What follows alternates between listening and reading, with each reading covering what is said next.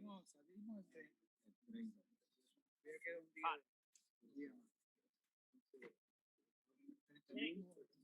Los que vamos a vivir te saludamos. ¿Lo que qué? Vamos a vivir, César. Ojalá fuera así. Vamos a vivir todo. Tú también, bruto. Okay, le llamo más tarde. No, ¿estamos listos? Sí. Okay. Yo voy a vivir hasta 150. 150 días, ¿verdad? Ok, vamos. Por la señal de la Santa Cruz de nuestros enemigos, viva Señor Dios nuestro, en el nombre del Padre, del Hijo y del Espíritu Santo. Amén. Por Dios Padre Todopoderoso, Creador del cielo y la tierra, creador de Jesucristo, su único Hijo, nuestro Señor. Que fue concebido por obra y gracia del Espíritu Santo, nació en Santa María Virgen. Padeció bajo el poder de Poncio Pilato, fue crucificado, muerto y sepultado. Descendió a los infiernos, al tercer día resucitó entre los muertos. Ya los cielos está sentado a la derecha de Dios Padre Todopoderoso. Ese día de venir a juzgar a Dios y muertos. Por el Espíritu Santo, la Santa Iglesia Católica, la comunión de los santos, el perdón de los pecados, la resurrección de la carne y la vida eterna. Amén. Padre nuestro que estás en el cielo, santificado sea tu nombre. Venga a nosotros tu reino, hágase tu voluntad en la tierra como en el cielo. A nosotros nuestro pan de cada día, perdona nuestras ofensas, como también nosotros perdonamos a los que nos ofenden. No nos dejes caer en la tentación y líbranos del mal. Dios te salve María, llena eres de gracia, el Señor es contigo. Bendita tú eres entre todas las mujeres y bendito es el fruto de tu vientre, Jesús. Santa María, Madre de Dios, ruega por nosotros pecadores, ahora y en la hora de nuestra muerte. Dios te salve María, llena eres de gracia, el Señor es contigo. Bendita tú eres entre todas las mujeres y bendito es el fruto de tu vientre, Jesús. Santa María, Madre de Dios, ruega por nosotros pecadores, ahora y en la hora de nuestra muerte. Dios te salve María, llena eres de gracia, el Señor es contigo. Bendita tú eres entre todas las mujeres y bendito es el fruto de tu vientre, Jesús. Santa María, Madre de Dios, ruega por nosotros pecadores, ahora y en la hora de nuestra muerte. Gloria al Padre, al Hijo y al Espíritu Santo. Como era en un principio, ahora y siempre, por los siglos de los siglos. Primer misterio, la resurrección del Señor. El ángel se dirigió a las mujeres y les dijo: vosotras, no temáis, pues sé que buscáis a Jesús, el crucificado. No está aquí, ha resucitado, como lo había dicho. Venid, ved el lugar donde estaba, y ahora id enseguida a decir a sus discípulos: ha resucitado de entre los muertos. Padre nuestro que estás en el cielo, santificado sea tu nombre. Venga a nosotros tu reino, hágase tu voluntad en la tierra como en el cielo. Danos hoy nuestro pan de cada día, perdona nuestras ofensas, como también nosotros perdonamos a los que nos ofenden. No nos dejes caer en tentación, líbranos del mal. Amén. Dios te salve María, llena eres de gracia, el Señor es contigo. Bendita tú eres entre todas las mujeres y bendito es el fruto de tu vientre, Jesús. Santa María, Madre de Dios, ruega por nosotros pecadores, ahora y en la hora de nuestra muerte. Dios te salve María, llena eres de gracia, el Señor es contigo. Bendita tú eres entre todas las mujeres y bendito es el fruto de tu vientre, Jesús. Santa María, Madre de Dios, ruega por nosotros pecadores, ahora y en la hora de nuestra muerte. Dios te salve María, llena eres de gracia, el Señor es contigo. Bendita tú eres entre todas las mujeres y bendito es el fruto de tu vientre, Jesús. Santa María, Madre de Dios, ruega por nosotros pecadores, ahora y en la hora de nuestra muerte. Dios te salve María, llena eres de gracia, el Señor es contigo. Bendita tú eres entre todas las mujeres y bendito es el fruto de tu vientre, Jesús. Santa María, Madre de Dios, ruega por nosotros pecadores, ahora y en la hora de nuestra muerte. Dios te salve María, llena eres de gracia, el Señor es contigo. Bendita tú eres entre todas las mujeres y bendito es el fruto de tu vientre, Jesús. Santa María, Madre de Dios, ruega por nosotros pecadores, ahora y en la hora de nuestra muerte. Dios te salve María, llena eres de gracia, el Señor es contigo. Bendita tú eres entre todas las mujeres y bendito es el fruto de tu vientre, Jesús. Santa María, Madre de Dios, ruega por nosotros pecadores, ahora y en la hora de nuestra muerte. Dios te salve María, llena eres de gracia, el Señor es contigo. Bendita tú eres entre todas las mujeres y bendito es el fruto de tu vientre, Jesús. Santa María, Madre de Dios, ruega por nosotros pecadores, ahora y en la hora de nuestra muerte. Dios te salve María, llena eres de gracia, el Señor es contigo. Bendita tú eres entre todas las mujeres y bendito es el fruto de tu vientre, Jesús. Santa María, Madre de Dios, ruega por nosotros pecadores, ahora y en la hora de nuestra muerte. Dios te salve María, llena eres de gracia, el Señor es contigo. Bendita tú eres entre todas las mujeres y bendito es el fruto de tu vientre, Jesús. Santa María, Madre de Dios, ruega por nosotros pecadores, ahora y en la hora de nuestra muerte. Dios te salve María, llena eres de gracia, el Señor es contigo. Bendita tú eres entre todas las mujeres y bendito es el fruto de tu vientre, Jesús. Santa María, Madre de Dios, ruega por nosotros pecadores, ahora y en la hora de nuestra muerte. Gloria al Padre, al Hijo y al Espíritu Santo. Como era en el principio, ahora y siempre, por los siglos de los siglos. Amén. María, Madre de gracia, Madre de misericordia. En la vida y en la muerte, ampara para siempre. Oh Jesús, perdona nuestros pecados, sálvanos del fuego del infierno, envía a todas las almas al cielo, especialmente aquellas que necesitan más de tu misericordia. Segundo misterio, la ascensión del Señor. Jesús los sacó hasta cerca de Betania y alzando sus manos los bendijo. Y sucedió que, mientras los bendecía, se separó de ellos y fue llevado al cielo. Pues salieron a predicar por todas partes, colaborando el Señor con ellos y confirmando la palabra con las señales que le acompañaban. Padre nuestro que estás en el cielo, santificado sea tu nombre. Venga a nosotros tu reino, hágase tu voluntad en la tierra como en el cielo. Danos hoy nuestro pan de cada día, perdona nuestras ofensas, como también nosotros perdonamos a los que nos ofenden. No nos dejes caer en tentación, y líbranos del mal. Dios te Amén. salve María, llena eres de gracia, el Señor es contigo. Bendita tú eres entre todas las mujeres y bendito es el fruto de tu vientre, Jesús. Santa María, Madre de Dios, ruega por nosotros pecadores, ahora y en la hora de nuestra muerte.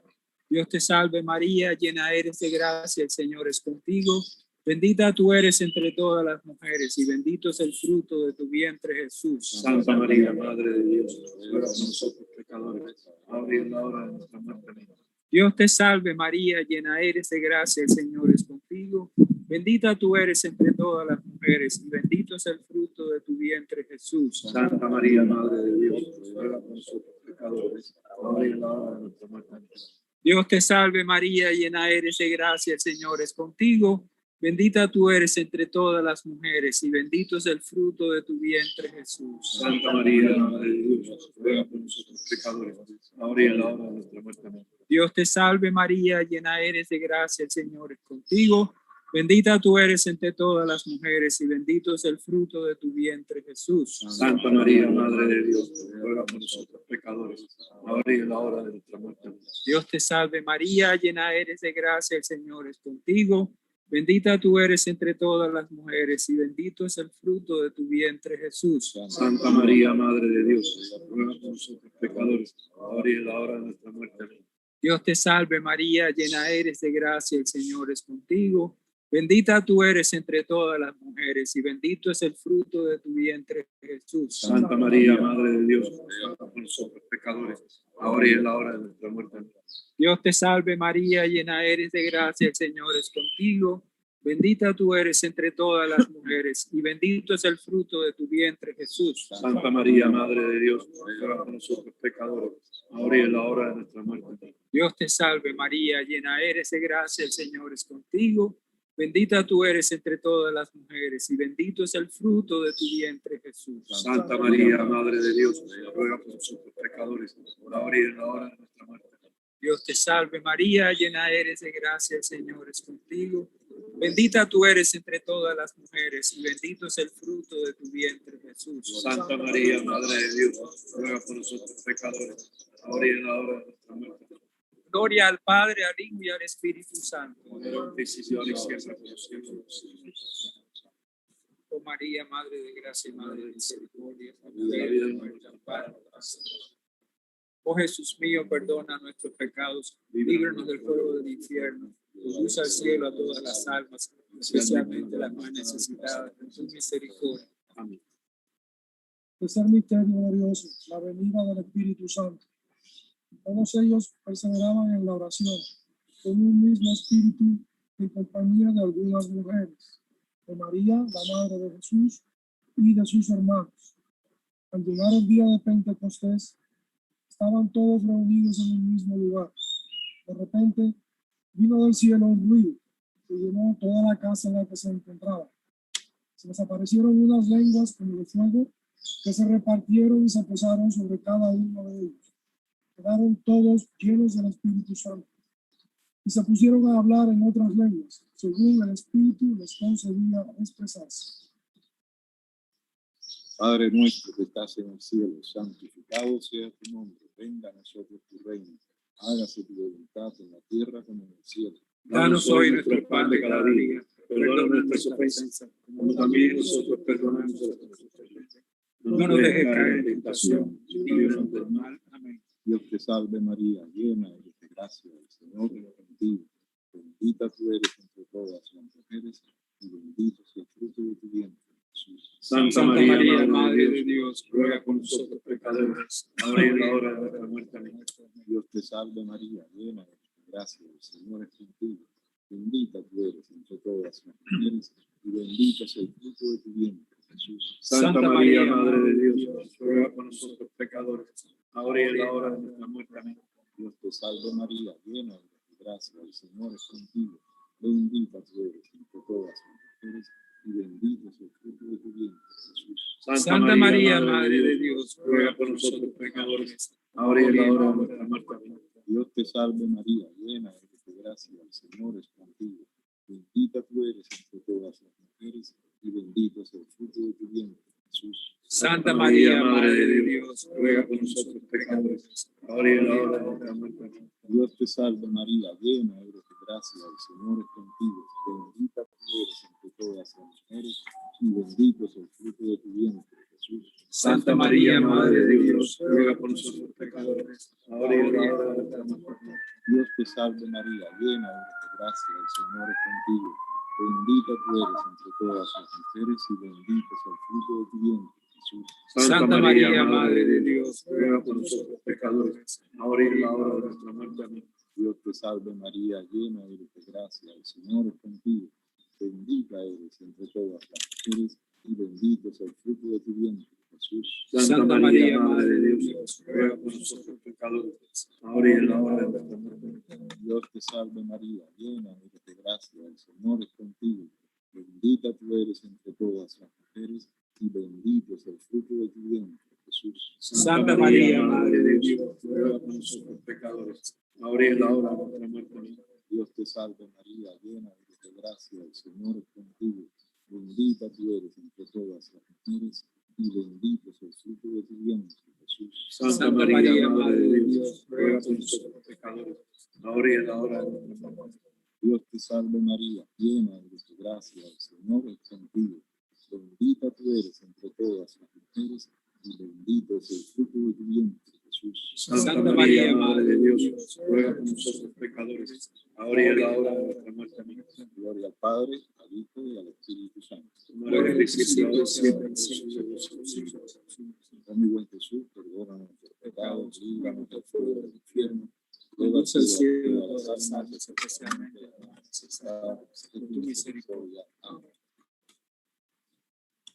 Cuarto misterio, la asunción de Nuestra Señora a los cielos. Levántate, amada mía, hermosa mía, y vente, porque mira, ha pasado ya el invierno, han cesado las lluvias, dice amigo. Muéstrame tu semblante, déjame oír tu voz, porque tu voz es dulce y bello tu semblante. Padre nuestro que estás en el cielo, santificado sea tu nombre, venga a nosotros tu reino, hágase tu voluntad, en la tierra como en el cielo. Danos hoy nuestro pan de cada día, perdona nuestras ofensas, como también nosotros perdonamos a los que nos ofenden. No nos dejes caer en tentación, sino en el mal. Dios te salve María, llena eres de gracia, el Señor es contigo.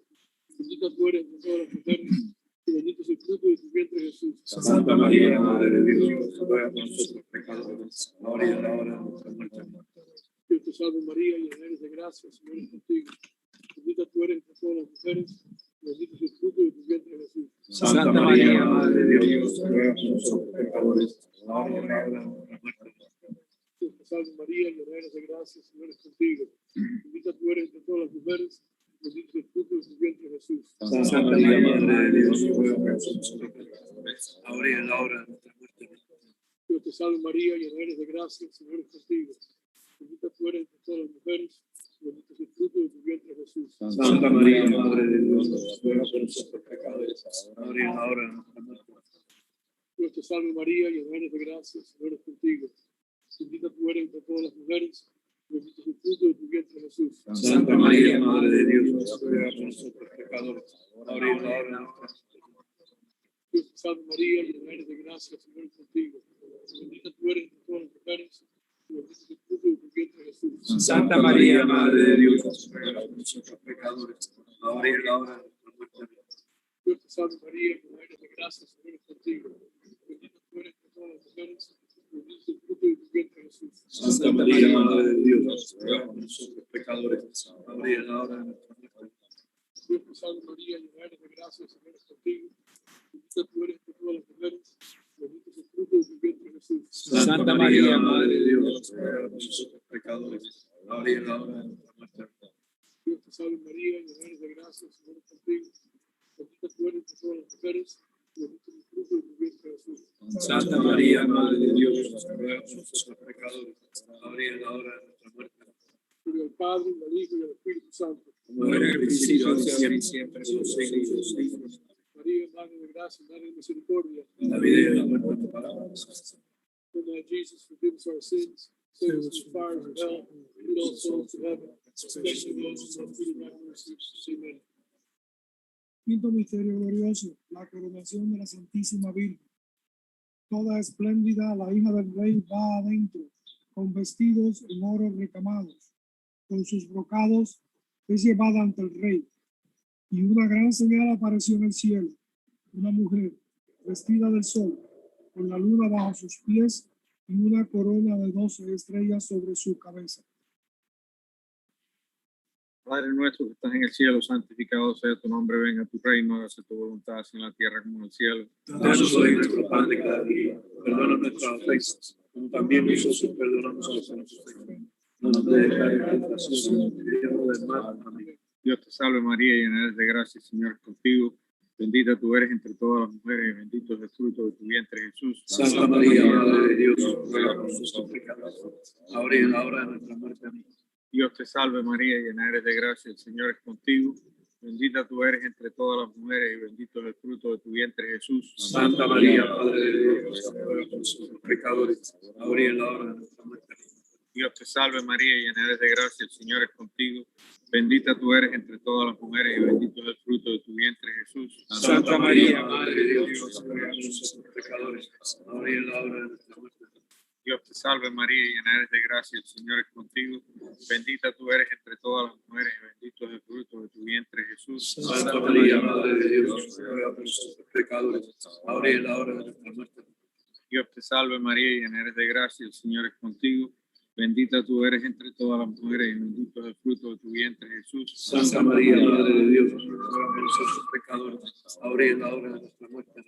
Dios te salve María, llena eres de gracia, el Señor es contigo. Bendita tú eres entre todas las mujeres, y bendito es el fruto de tu vientre, Jesús. Santa María, Madre de Dios, ruega por nosotros pecadores, ahora y en la hora de nuestra muerte. Dios te salve María, llena eres de gracia, el Señor es contigo. Bendita tú eres entre todas las mujeres, y bendito es el fruto de tu vientre, Jesús. Santa María, Madre de Dios, ruega por nosotros pecadores, ahora y en la hora de nuestra muerte. Amén. Dios te salve María, llena eres de gracia, el Señor es contigo. Bendita tú eres entre todas las mujeres, y bendito es el fruto de tu vientre, Jesús. Santa María, Madre de Dios, ruega por nosotros pecadores, ahora y en la hora de nuestra muerte. Dios te salve María, llena eres de gracia, el Señor es contigo. Bendita tú eres entre todas las mujeres, y bendito es el fruto de tu vientre, Jesús. Santa María, Madre de Dios, ruega por nosotros pecadores, ahora y en la hora de nuestra muerte. Dios te salve María, llena eres de gracia, el Señor es contigo. Bendita tú eres entre todas las mujeres, y bendito es el fruto de tu vientre, Jesús. Santa María, Madre de Dios, ruega por nosotros pecadores, ahora y en la hora de nuestra muerte. Gloria al Padre, y al Hijo, y al Espíritu Santo. Como era en el principio, ahora y siempre, por los siglos. Amén. María, Madre de gracia, Madre de misericordia. En la vida y en la muerte, palabras. Oh Jesús mío, perdona nuestros pecados, sálvanos del fuego del infierno, guía todas las almas al cielo, especialmente las que más necesitan tu misericordia. Amén. Señor, ten piedad. Señor, ten piedad. Cristo, ten piedad. Cristo, ten piedad. Señor, ten piedad. Señor, ten piedad. Cristo, óyenos. Cristo, óyenos. Cristo, escúchanos. Cristo, escúchanos. Dios Padre Celestial, Ten piedad de nosotros. Dios Hijo Redentor del mundo, Ten piedad de nosotros.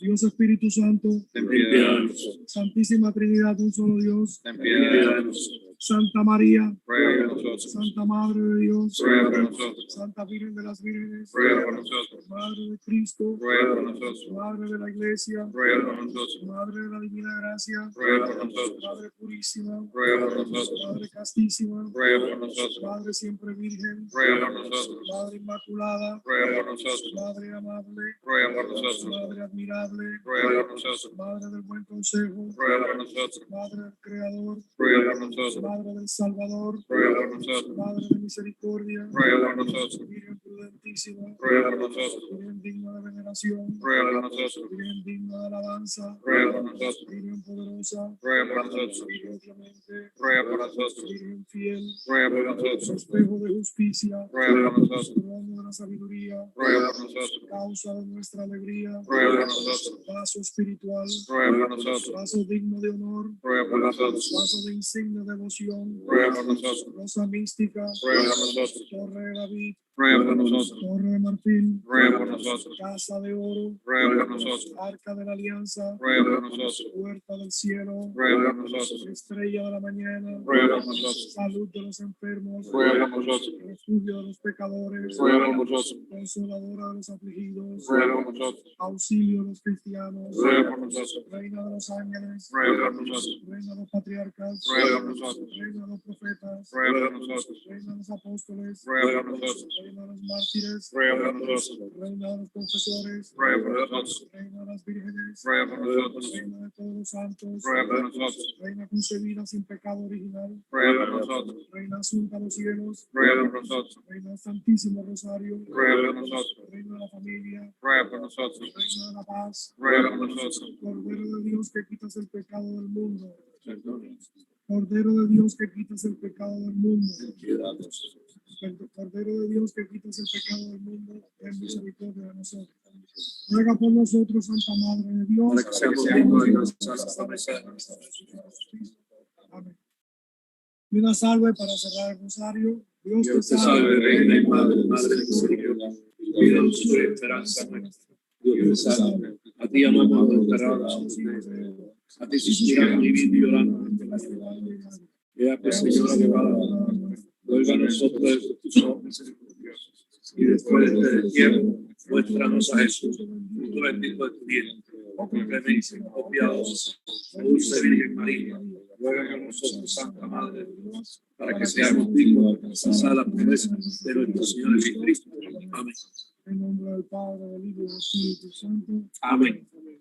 En el Rosario Mundial de anteayer en Malta, le dicen a la Virgen Sultana, Sultana de los cristianos, Sultana de los mártires. Sultana es una reina según la tradición oriental. Sí.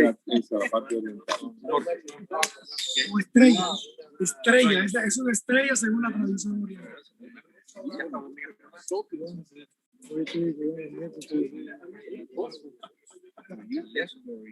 Bueno, los padres que van a trabajar, madres que van a trabajar. La mujer es sultana. La reina, la estrella, la ¿cuándo? Que va comiendo.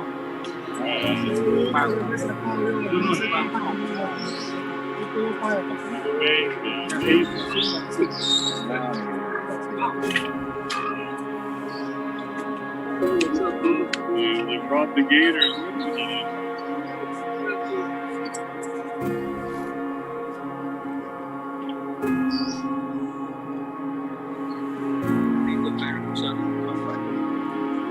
Tiene que ser. La publicidad de la iglesia.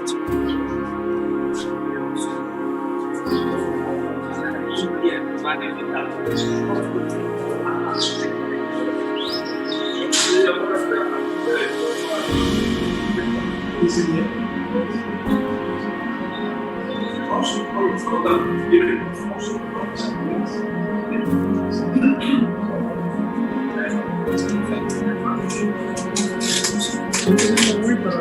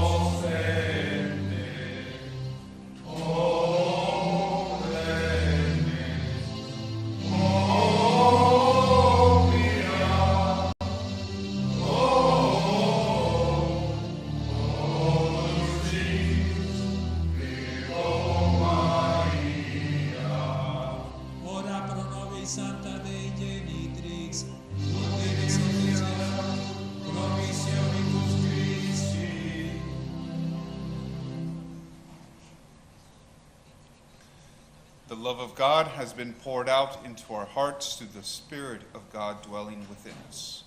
En el nombre del Padre, del Hijo y del Espíritu Santo. Amén. La gracia de nuestro Señor Jesucristo, el amor de Dios Padre y la comunión del Espíritu Santo esté con todos ustedes. Hermanos, bienvenidos hoy en esta celebración, sobre todo los que nos siguen en sintonía por el internet, y también una bienvenida muy especial a uno de nuestros grandes, Frank. Bienvenido de nuevo, qué bueno verte aquí.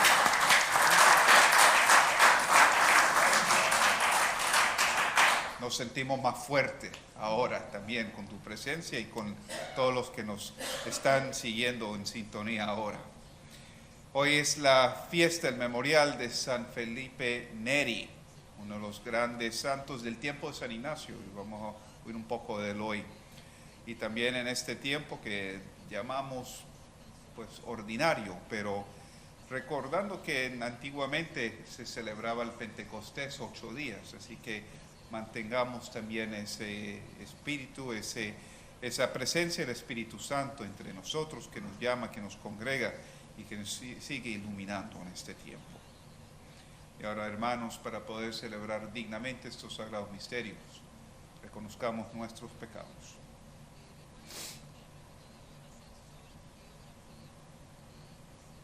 Yo confieso ante Dios Todopoderoso y ante vosotros, hermanos, que he pecado mucho de pensamiento, palabra, obra y omisión, por mi culpa, por mi gran culpa. Por eso ruego a Santa María, siempre Virgen, a los ángeles, a los santos y a vosotros, hermanos, que intercedéis por mí ante Dios nuestro Señor. Dios Todopoderoso tenga misericordia de nosotros, perdona nuestros pecados y nos lleva a la vida eterna. Amén. Señor, ten piedad. Señor, ten piedad. Cristo, ten piedad. Cristo, ten piedad. Señor, ten piedad. Señor, ten piedad. Oremos. Señor Dios, que no cesas de enaltecer a tus siervos con la gloria de la santidad, concédenos que el Espíritu Santo nos encienda con aquel mismo fuego con que abrazó el corazón de San Felipe Neri. Por nuestro Señor Jesucristo, tu Hijo, que vive y reina contigo en la unidad del Espíritu Santo y es Dios por los siglos de los siglos. Amén.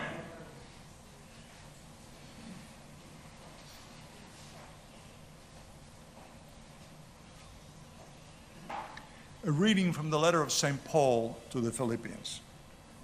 Brothers and sisters, rejoice in the Lord always. I shall say it again, rejoice. Your kindness should be known to all. The Lord is near.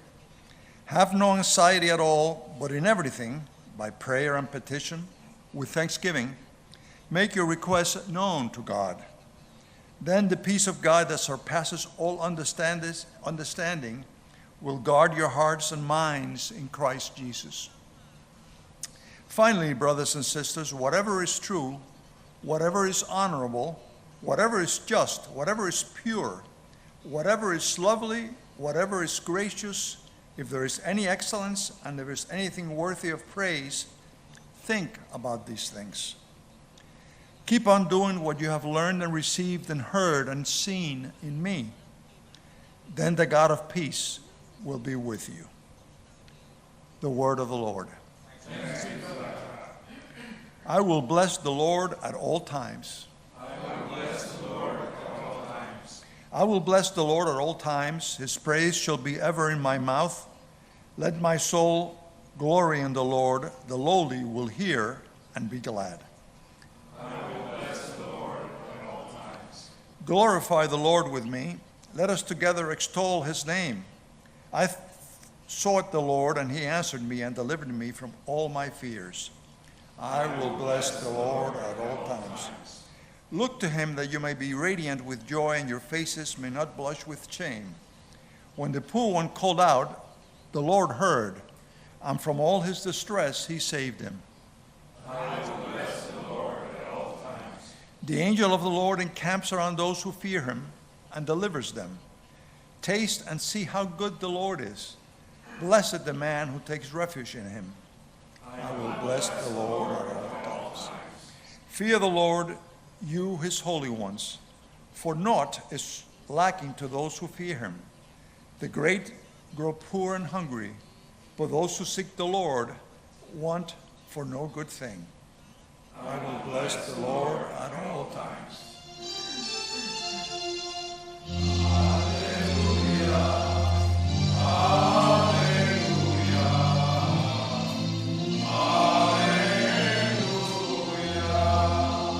Remain in my love, says the Lord. Whoever remains in me and I in him will bear much fruit.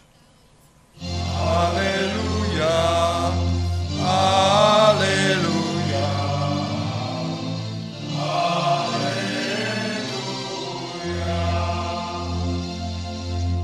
The Lord be with you. A reading from the Holy Gospel according to John.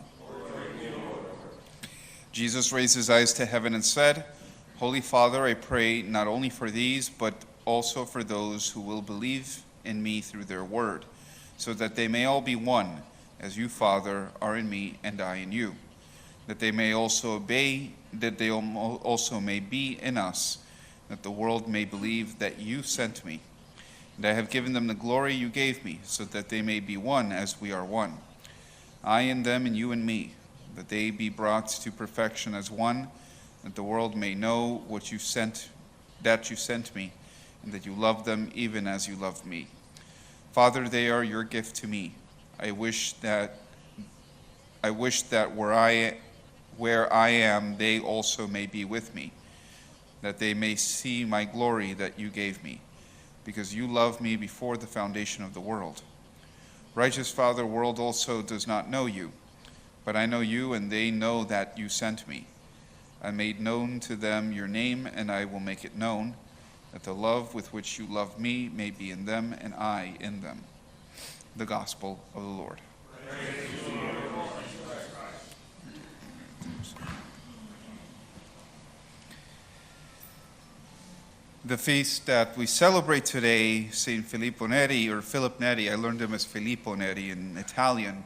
It's got kind of a little joke attached to it, because that year Philip Neri was actually a contemporary of St. Ignatius of Loyola. They knew each other. I think St. Ignatius of Loyola was his confessor at times. There was even a rumor that he had asked to enter the Society of Jesus, but St. Ignatius counseled him otherwise.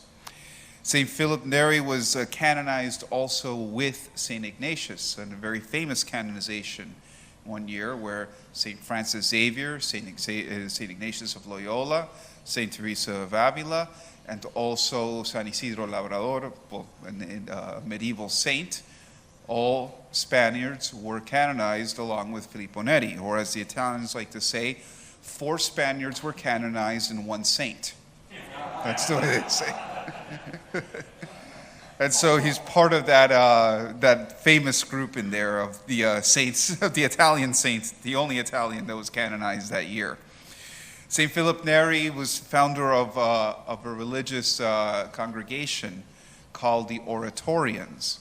And it's interesting because it was at a moment, and you can see the way religious life changed, and it was a movement that St. Ignatius was part of. And again, they were part of the same time, the same spirituality. However, Philip Neri takes it a different course than St. Ignatius. At this time of the 1500s, and that counter-reformation above all, religious life changed very profoundly. The way that everyone had thought of religious life was the monk who would leave the city, go out to the hills or the valleys to find peace, and live there instead. You had to leave the world or the city, because that's where sin was, in order to find God. Some point along the line in the 1500s, people started thinking differently. No, if sin is in the city, that's where I have to go to confront it and to battle it. And so we're no longer running away from the world, the fuga mundi, we're going into the world again. St. Ignatius of Loyola, you see, puts his order and his churches in the center of the city. It's not for nothing that Jesus is in downtown. You'll find the Jesuit parishes in the downtown of any major city. and as much to the center as possible. So much that Jesu in Rome is the geographic, if you look at it, is pretty much as geographic center as you can to the city of Rome, and St. Ignatius wanted that way. And so the Oratorians with St. Philip Neri followed the exact same thing. They were looking for a path of holiness, and St. Philip Neri, though he studied philosophy and some theology, and even apparently sought to enter the Jesuits, even though, and then St. Ignatius told him, you know what, this is probably not for you. He continued in this movement to want to preach and seek holiness in the city. And so he founded what's called the oratory, or the place of prayer. And that's where they get the name, the Oratorians. And these chapels were built that were made of lay brothers and laymen that would have studied some theology. And they would get together to celebrate what we call today the Liturgy of the Hours, basically, because if they weren't priests, then they couldn't be celebrating masses. But to have the Liturgy of the Hours, to have a gospel reading, to have some hymns sung in a beautiful church with several sermons that would tell us something about, well, the gospel or morals or whatnot. That was his way of attacking what was going on in the world. And again, if the city is where sin was, okay, this is the way we're going to attack sin and evil in the city. Well, the Oratorians grew. Later he was persuaded to seek holy orders, and so did those members of that group of the congregation, even though they do conserve still some brothers in there as well. And their whole point, or kind of their charisma, was to have this beautiful liturgy and to offer a beautiful place of prayer in the city, especially at a time when, well, we're talking about the Renaissance, there was corruption in the church. Churches were being left in disrepair. It was not uncommon at that time, even though we have beautiful Renaissance churches. That was at the beginning of the Renaissance. Towards the end of it, well, people stopped. There was a little bit of lack of discipline. Even the papacy was up in shambles and could not be depended. That was the time that you hear of the kind of the scandalous popes that were at that time. And so their idea was to have this place of prayer in the city where people could at least pray decently when they don't see a lot of decent things around them. They started in Rome. That was the epicenter of all that. But from then on, in the major cities, they founded the oratories. And then they were known for those beautiful places. They still are. The Chiesa Nova, that's in Rome, is just down the street from the Gesù. It's just basically a bigger version of the Gesù. More ornate, but still a place where, in the afternoon, they have their afternoon prayer, and it's known for their preaching as well. So St. Philip Neri does represent that movement of St. Ignatius, that kind of counter-reformation that was going on at the time, and the time to kind of bring that holiness and that learning to the people where they were in the city. Not so much to take us out of it, but to bring us back and to re-engage the world. Let's pray, especially in this day, for these vocations that we need so desperately. I'll be leaving in a couple of weeks, actually next week. It's been kind of hard to find a replacement to be here every Wednesday. Not because so much there's a lack of will of people, it's just we just don't have enough people. And so we don't have kind of this a group of Jesuits that are waiting to be missioned because they have nothing to do. And those are the ones that are kind of willing and able, or able-bodied. They've got already a bunch of responsibilities. And those that don't have it, well, they're also past their time. And so let's pray especially for those vocations, because if we don't produce vocations, well, this is the best that we can expect. In the name of the Father, and the Son, and the Holy Spirit.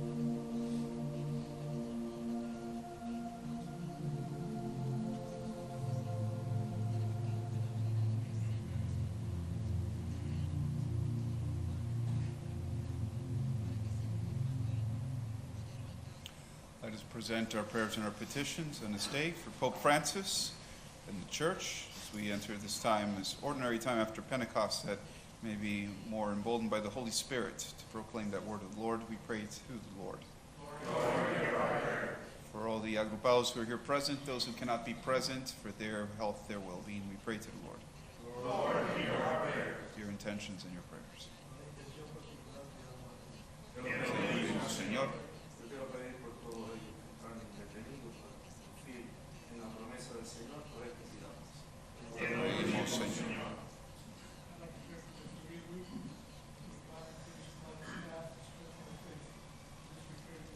Lord, hear our prayer. For the Society of Jesus, we pray to the Lord. Lord, hear our prayer. I wanted to pray for the elections in Peru next week. The favorite candidate is a Maduro-style communist. This we pray to the Lord. Lord, hear our prayer. Dar gracias a Dios por todos los favores que recibimos, especialmente los que conseguimos con las mediaciones de María Santísima. Demos gracias a Dios.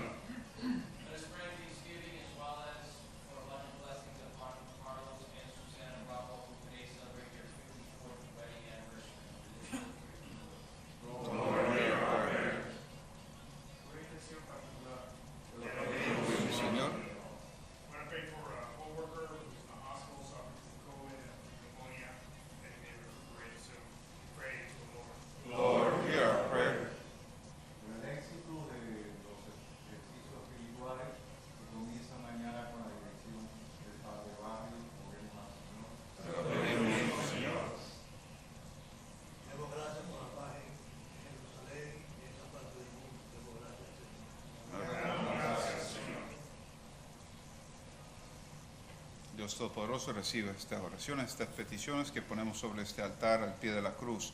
Sea propicio con nosotros como fuiste con San Ignacio de Loyola. Lo rogamos por nuestro Señor Jesucristo. Amén.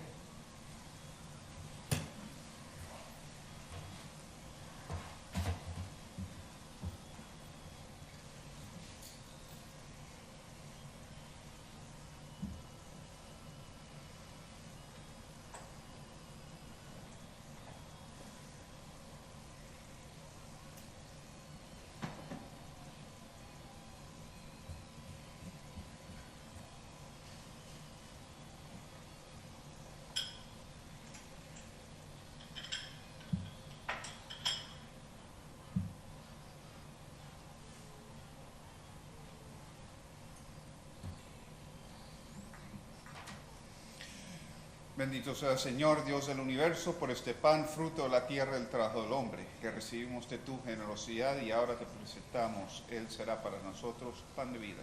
Bendito seas por siempre, Señor.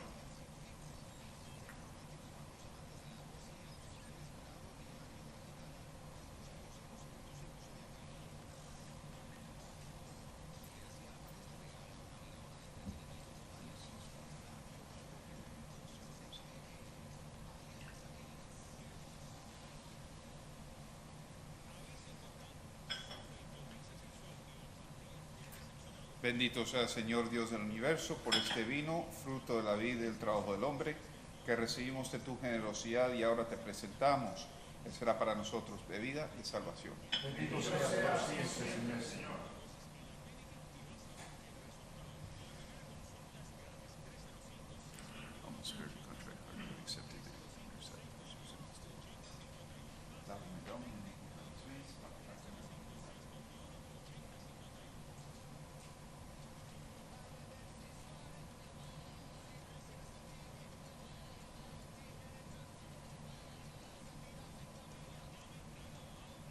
Oren, hermanos, para que este sacrificio mío y ustedes sea agradable a Dios Padre Todopoderoso.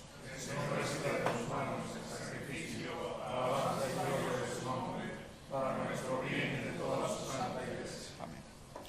Al ofrecerte, Señor, este sacrificio de alabanza, te rogamos que, a ejemplo de San Felipe Neri, nos consagramos con gozo a glorificar tu nombre y a servir a nuestros hermanos.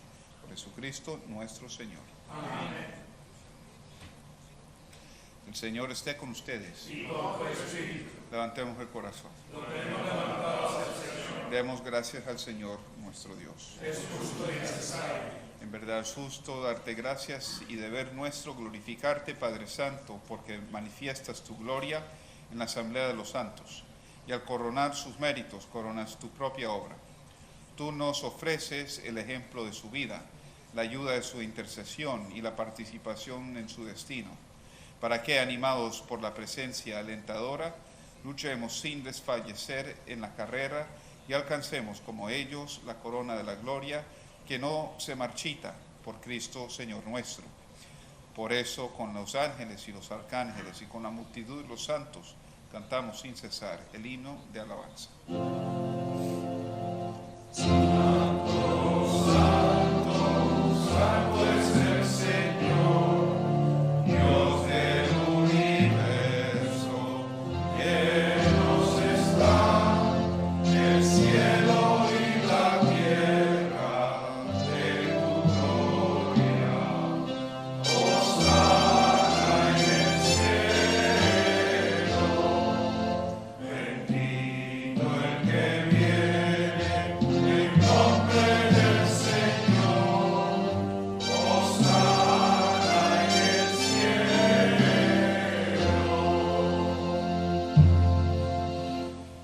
Santo eres en verdad, Padre, y con razón te alaban todas tus criaturas, ya que por Jesucristo, tu Hijo, Señor nuestro, con la fuerza del Espíritu Santo, las vidas y santificas todo, y congregas a tu pueblo sin cesar, para que ofrezca en tu honor un sacrificio sin mancha, desde donde sale el sol hasta el ocaso.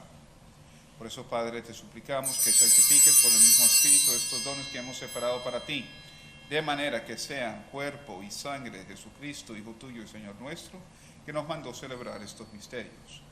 Porque él mismo, en la noche que iba a ser entregado, tomó pan y dando gracias te bendijo, lo partió y lo dio a sus discípulos diciendo: tomad y comed todos de él, porque esto es mi cuerpo que será entregado por vosotros.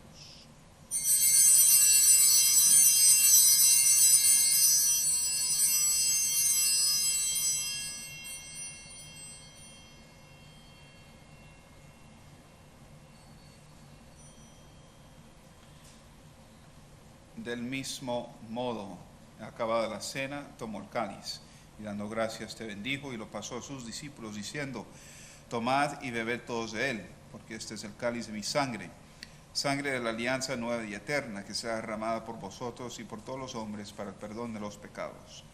Haced esto en conmemoración mía.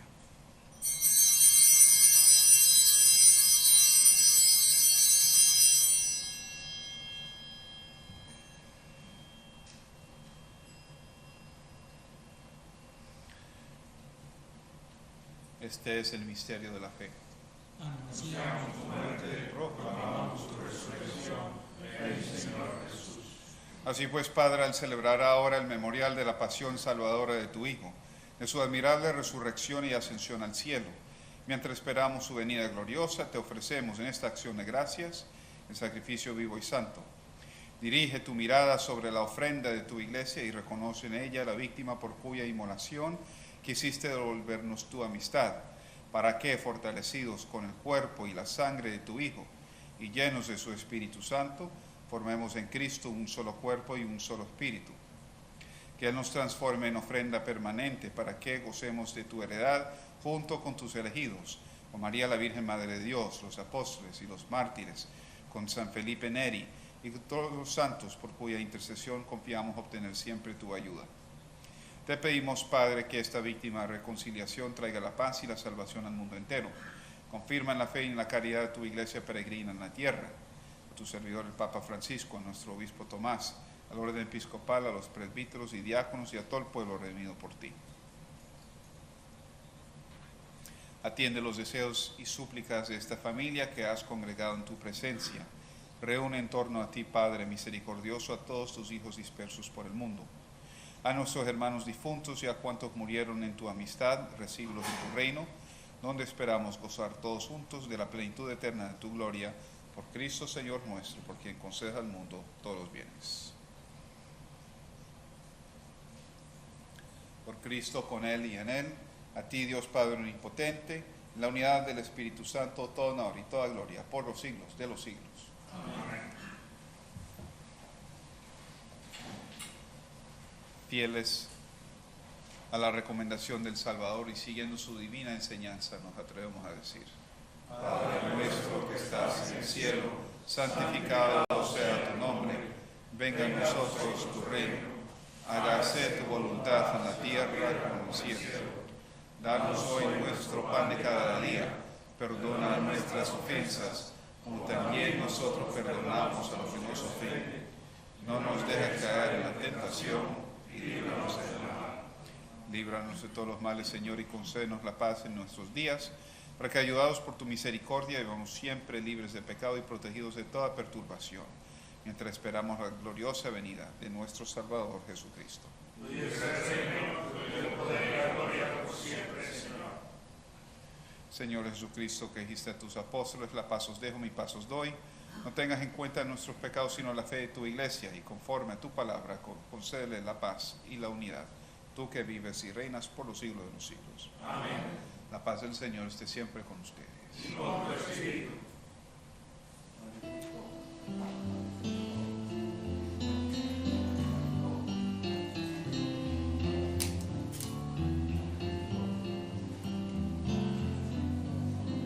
La sangre de nuestro Señor Jesucristo, Dios este cáliz sea para nosotros. Que quitas el pecado del mundo, ten piedad de nosotros. Cordero de Dios, que quitas el pecado del mundo, ten piedad de nosotros. Cordero de Dios, que quitas el pecado del mundo, danos la paz.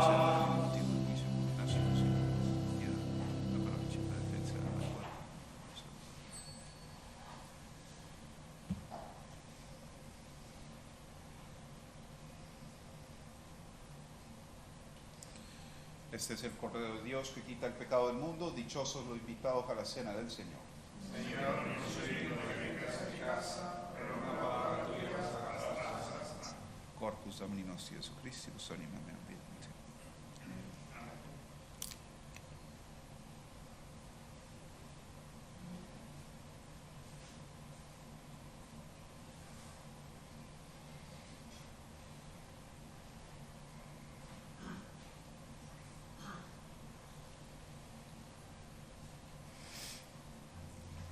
Uida trigo Domino, per omnibus qui retrovi, calicem salutaris in cipe,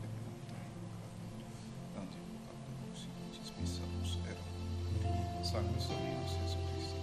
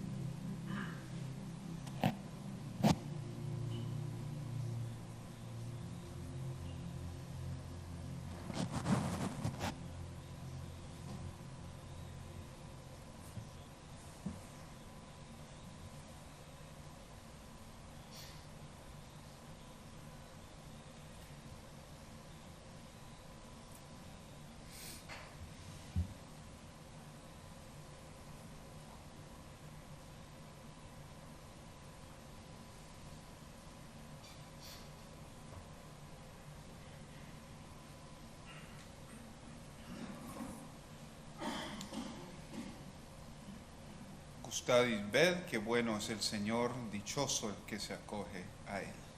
Oremos.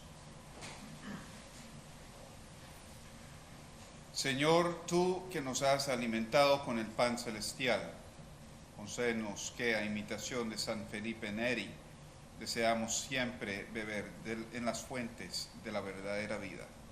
Por Jesucristo nuestro Señor. Amén. Señor esté con ustedes. Y con tu espíritu. La bendición de Dios Todopoderoso, Padre, Hijo y Espíritu Santo, desciende sobre ustedes y permanezca para siempre. Amén. Pueden ir en paz. Demos gracias a Dios.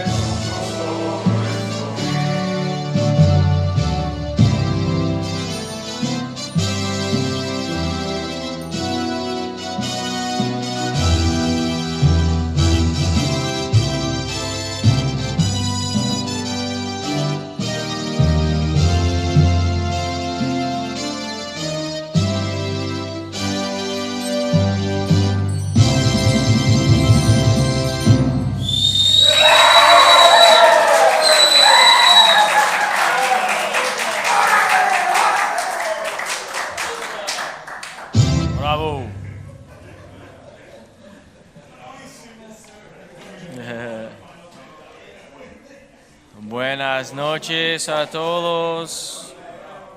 Buenas noches a todos que están siguiendo también en YouTube. Buenas noches. Just a few announcements. We had a good showing this past Saturday at the last Guardia Sabatina before summer. Guys here at the house, we were blessed with congregante, longtime congregante from the 60s, Father Suarez, who celebrated Mass for us and then stayed for the presentation by Efrain. Should be on the newsletter, Efrain's presentation, very interesting, on the location or the relocation of the Stations of the Cross that adorned El Calvario,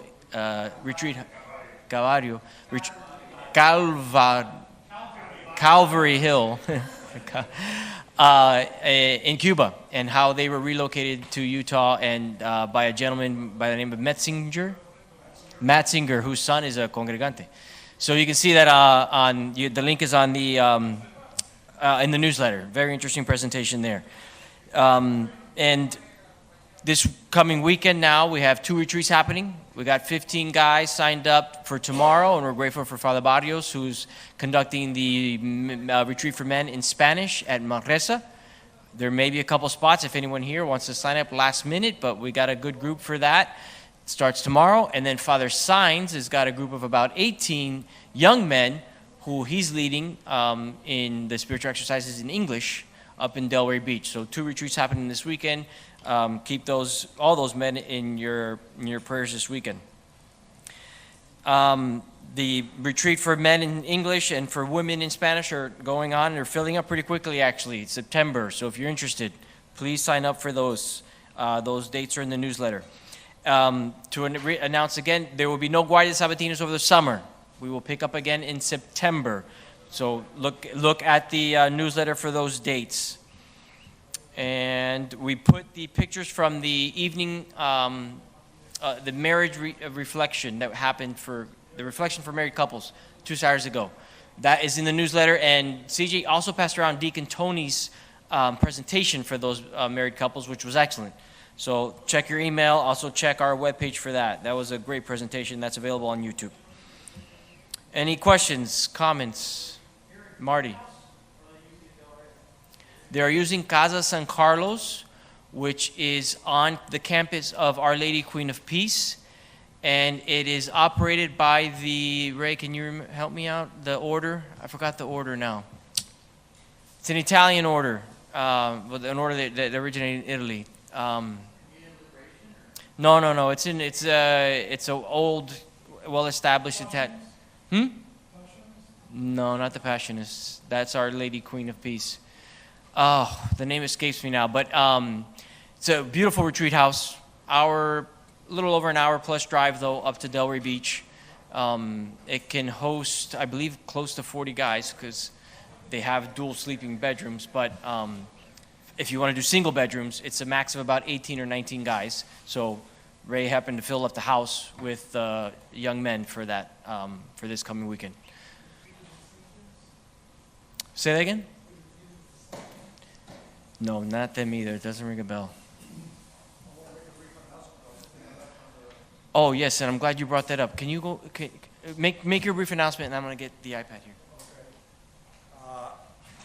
I have some, for the weekend get-together that we had for the Guardia Sabatina, I printed out, we had transcribed earlier, and I printed out the very first cassette that Llorente began sending in September of 1962 to the various houses. And it has two parts. One is he was giving an update. How did he come about doing this cassette thing and what had happened in the Ocupación very recently? This is the beginning, the beginning of everything here, pretty much. And then his homily. I have to tell you, my heart was inflamed for 2 or 3 days. I went to the doctor and I said, I don't want you to take my blood pressure this time. I don't want you to do anything, okay? Because it won't work. I'm all, como dicen los cubanos, estoy a mil. Okay, so there's some copies left of that there if you want to take it with you. Go ahead. I think that's it. And on that same note, as it concerns, the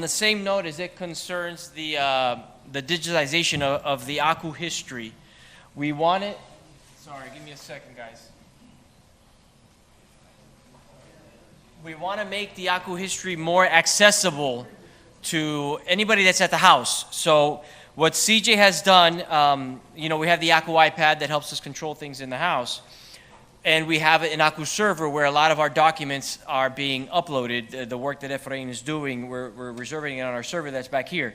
So we want to make that rich Aku history available to anybody who's just interested in looking at videos or photos or reading documents that we are digitizing and saving. So one of the ways that we're going to do that is by making it very accessible via our Aku iPad. And if anybody has ever used an Aku iPad, it's very simple. So this iPad will be in the library for the majority of the time, or if it's not in there, come see me. Let me just get this here. Okay. So when you open the iPad, you just hit the home button, right? You're going to get this. You see that? You see this? It's called Q file. It's a little folder that's called Q file. You hit that little folder, and it takes you directly into our Aku server. You don't have to sign in. You don't have to have a password. You don't have to have anything. And in that Aku, you'll get these files here. There'll be photos, scanned documents, and videos. So we've already migrated some videos If you want to go in there, you want some videos, we've migrated them into there. We've migrated some photos. We'll continue to migrate photos into this file. And we've migrated some documents. The one that's been migrated here is the silver anniversary that was printed in Cuba for the 25th anniversary of the Yaku. If you want to peruse it here in digital form, you can view it, you can zoom in, you can read what's there. What we're trying to do, again, is just make the rich Aku history very accessible. If you show up here early and you want to go pick up the iPad and peruse some old photos, take a look. It's there. You want to see a video, you want to see a document. Everything that's being digitized is going to be accessible to all of you very easy without having to sign in or anything. Just go find the Aku iPad in the library and you'll be able to have access to that. All right? Andres? Through the internet, it's only accessible at the moment for Efrain. You need to have username and password at the moment. We can't, otherwise, we can't make it publicly accessible to anybody. And then we can lose documents, we can lose files and things of that nature. So right now at the house, by 2 clicks, you can start looking at our digital history. Rodolfo? Do we have a Google Drive account? No, we don't have a Google Drive account. No. It's, this is too big for the Google Drive at the moment. We have an Amazon Drive account, but that's not used for this purpose. Any other questions, comments? Diego? That's it, the Scalabrinians. That's who it is. Thank you, Diego. The retreat house in Del Rey. That's who operates that. Any other questions, comments? All right, so if you're on YouTube, stay with us for the next 8 to 10 minutes. Father Saenz has got a great presentation, a historical look at the question of deaconesses in the church. So as he is a historical scholar, he's done his research. He's got some great, it's a hot topic right now. So he's going to give us a lot of information that we can be well informed to have the conversation about the role of deaconesses in the church. So stay with us. If you're on YouTube, you guys here, help us out. You know the routine. We'll be back in 10 minutes.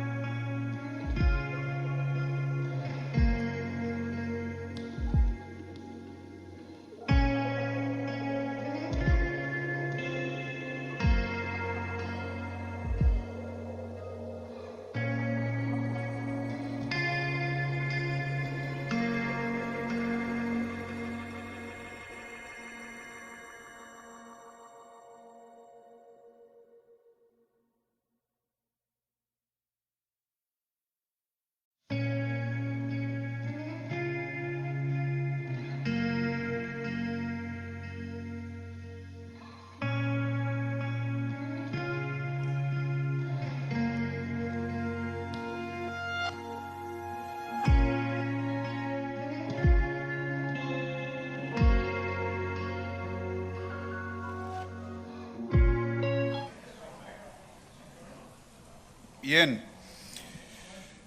Well, you all came for this. The topic of the deaconesses is actually something that's been in the kind of in the circles of the church for the last maybe I'd say 4 or 5 years. About 4 or 5 years ago, Pope Francis had commissioned a group to study the question of deaconesses in the church. However, twice already a study has been done before this. In the 70s, I believe it was under John Paul II was the first study that was done to determine the historical or, what do we know about the phenomenon of deaconesses. And in the 70s, the context was a lot of, kind of the movements for equality and even for the push for the female ordination, which, for example, in the Church of England, in the Anglican Church, was approved. Well, that was making its way also into the Catholic Church. And so the question of deaconesses naturally came up, since that's the first grade or the first step of ordination. Later on, again, I believe it was in the 80s or in the 90s, there was a second commission that was done, and to study this question one more time again in kind of more recent light. And that commission came with the same conclusion that the first one did, that while there existed this thing called, or what we call deaconesses, they weren't sacramental. They weren't equivalent to what we would call a deacon today, the way we understand the deacon today. Nevertheless, a commission was called again in recent times to study this question, and kind of the commission came to the same inconclusive results. And the commission would say we can't really know too much about what they were because the sources aren't very descriptive. They don't say much. And so again, we know that such a thing, such a cargo, such a responsibility did exist called deaconesses, but we don't know much about it other than they existed and some of the things that they did. So for example, in some of the ancient texts for liturgy, we hear about deaconesses at baptisms, but they were meant to cover the woman who is being baptized, because at the time of adult baptism, you did that naked. And so the bishop would not be in a pool, and remember, this was complete immersion, wouldn't be in a pool with a naked woman. You had the deaconess help and cover and kind of assist at baptism. And then other roots of deaconesses would be found as well in works of charity and works of mercy as well. We hear them mentioned, but again, it's very vague and seems to be very spotty. We know that they weren't everywhere either. It wasn't something that was found throughout the church. Only in certain parts you hear about deaconesses, and in other parts you never hear anything about it. So it wasn't a universal charge either. Nevertheless, a fourth commission was now asked to reconvene and consider the question one more time. And so since nobody asked me, I'm going to offer my personal study of this. It comes actually through my doctoral dissertation research. It was accidental. So what I did in my doctoral dissertation, I looked at the laws that pertain to the church in the time of Constantine and what that could tell us about the clergy of the time. And then, interesting enough, I found a couple of laws that mentioned deaconesses around the time I was studying. And so while at the end they didn't factor into what I was in, I was talking about the clerical status and privileges and tax loopholes for the clergy, it didn't quite go in because they were the wrong century. We were talking about basically the 400s and the end of the 300s, and I was talking about the beginning of the 300s. So it got left out, but I actually did the research. I just never put it together. And so what I'm going to offer tonight is kind of my study, and what came out of that. It was kind of what we call an excursus. I'm going out of sequence into what I was studying, and I found something interesting, but I left it at that. So this is perhaps some future article. So where do we get our information about deaconesses? And so I mentioned that there were different ones. There are liturgical manuals. So for example, the tradition of Hippolytus that tells us how to do baptism in certain times, and how to the preaching or the mass was done at certain times. But it was actually very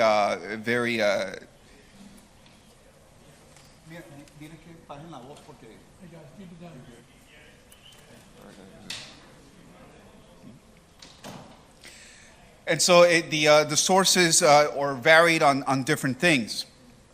And so the sources I'm going to use are particularly legal sources, only law, secular law, not church law. And so the interesting thing is that we find this in the context of secular law. It's mentioned a couple of times.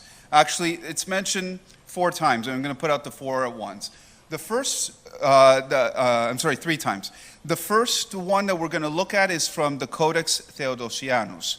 The Codex Theodosianus was actually a compilation of law that went from the time of Constantine, right at the beginning of the 300s, all the way to Theodosius II in the 400s.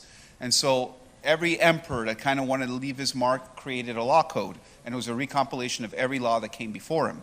Interesting thing is that they start with Constantine, the first Christian emperor. And so that first Christian emperor, we have the Romans pretty much considered that their laws begin at that time. In a certain way, we got new law, a law that's based off of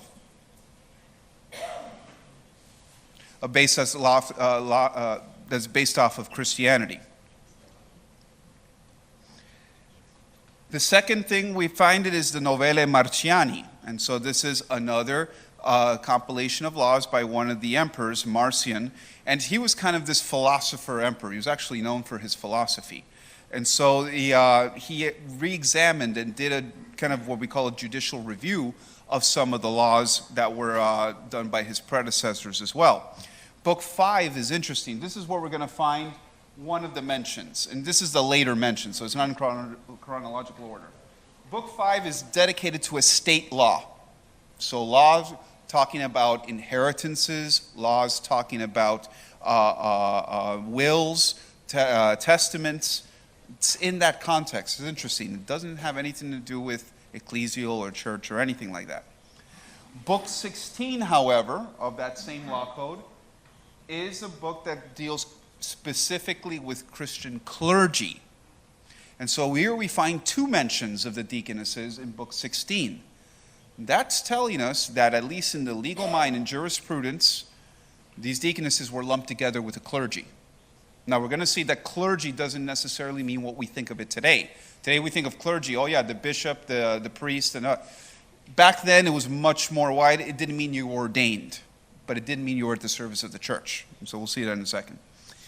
And like I said, the Novella Marciani was just a judicial review, which is interesting because the emperor takes a certain case and he reviews a case and kind of reinstates law based on his review of a prior case that was even before his own time. And so he's talking about some case of something that happened way before his time, and he's giving a legal commentary on it. And so we'll look at that one as well. So the first mention is found in the year 390, and I put the date specific for specific is interesting. We'll see in a second why. But June 21st of 390, this law was emitted. Codex Theodosianus 16.2.27. So it's in the section dealing with the clergy, with the ecclesiastics. In other words, that's what we call the clergy, bishops, and clerics. And so that's a very specific thing in there. The episcopis, ecclesiis, et clericis. And well, you have most of the text there. It's too long for me to put over here. But we see that it says, according to the precept of the apostle, and you can look at 1 Timothy 5:9, that's the biblical reference in here. No woman shall be transferred to the society of deaconesses. Now, I left the Latin word, the original text in there, because the word they use to describe what we call society, they say consortium, which is kind of the same thing we say in English. A consortium is a society, a grouping together, an association, in other words. And so they say the consortium diaconasarum, or the society of deaconesses. Nobody shall be transferred to this society unless she is 60 years old of age and has her, and this is a difficult one to translate, votiva proles, la prole, children, we can say offspring. Votiva is where we get the word vow from. Your vowed children? What exactly does that mean? One way of translating is her consecrated children. What are consecrated children? Now, and that they have these at home. One way of looking at this, And one translation that I've seen in here and said that her promised offspring, but that doesn't make much sense. What are promised offspring? We're talking about someone who's 60 years old. How old can the kids be when you're 60? Not children that are to be staying at home. And in Roman times, 60, you were at the end of the line. You were ancient by then. So we're not talking about a woman who's still giving birth. The way I looked at votiva proles, in the context of vow or promise or votiva, votive children, a woman who's in charge of various children and is promised to take care of them, I think we're talking about an orphanage, orphans. And this woman is taking care of these children that become like hers, and she's got an obligation or a promise to them. That's my read. And so she has these consecrated children of her. If she's 60 years old and has these consecrated, after she has sought a curator for those children, if they require, and she shall entrust her goods to a suitable persons to be managed diligently. She's got to give kind of funding for this orphanage. To be managed diligently and conscientiously, she herself shall receive only the income from her landed estates. Landed estates. We're not talking about la viejita ahí pobre al lado. No. She's got landed estates, and she's got property that she can bequeath or give to maintain a bunch of children that are not hers. So we're not talking about just any woman here. No una viejita. We're talking about, like you said, una señora un poco aplantada, un poco pudiente, un modo de ser. Yeah. It looks like we're there, because if she's 60, the husband is probably ancient too, or was. Yes. Along the same line, women could own property? That's one of the things that separated Roman women from Greek women, or most women from in the rest of the ancient society. Greek women could not inherit property. They could not have property. They weren't legally recognized. Jewish women, the same thing, and most of the other. Roman women could inherit property and had property. Eran matronas, what we call them, una matrona. Here we have evidence of una matrona. And so that was one interesting thing from antiquity. So we're not talking about any woman in here. We're talking about a Roman citizen. And so we're not, again, now se está perfilando a little bit the profile of who this is. This is secular law. This is secular law. This has nothing to do. This was probably a pagan who wrote it in here. And so it says, she herself shall receive only income from her landed estates, which she shall have full power to keep, alienate, give, sell, or bequeath. She owns it. She could do whatever she wants with it, as long as she lives or pretty much on her deathbed. And the interesting thing, look what the law says here. She shall expend none of her ornaments, gold, silver, embellishments of a wealthy home, her wealth, under the pretext of religion. Seems to be kind of anti-religious, this law.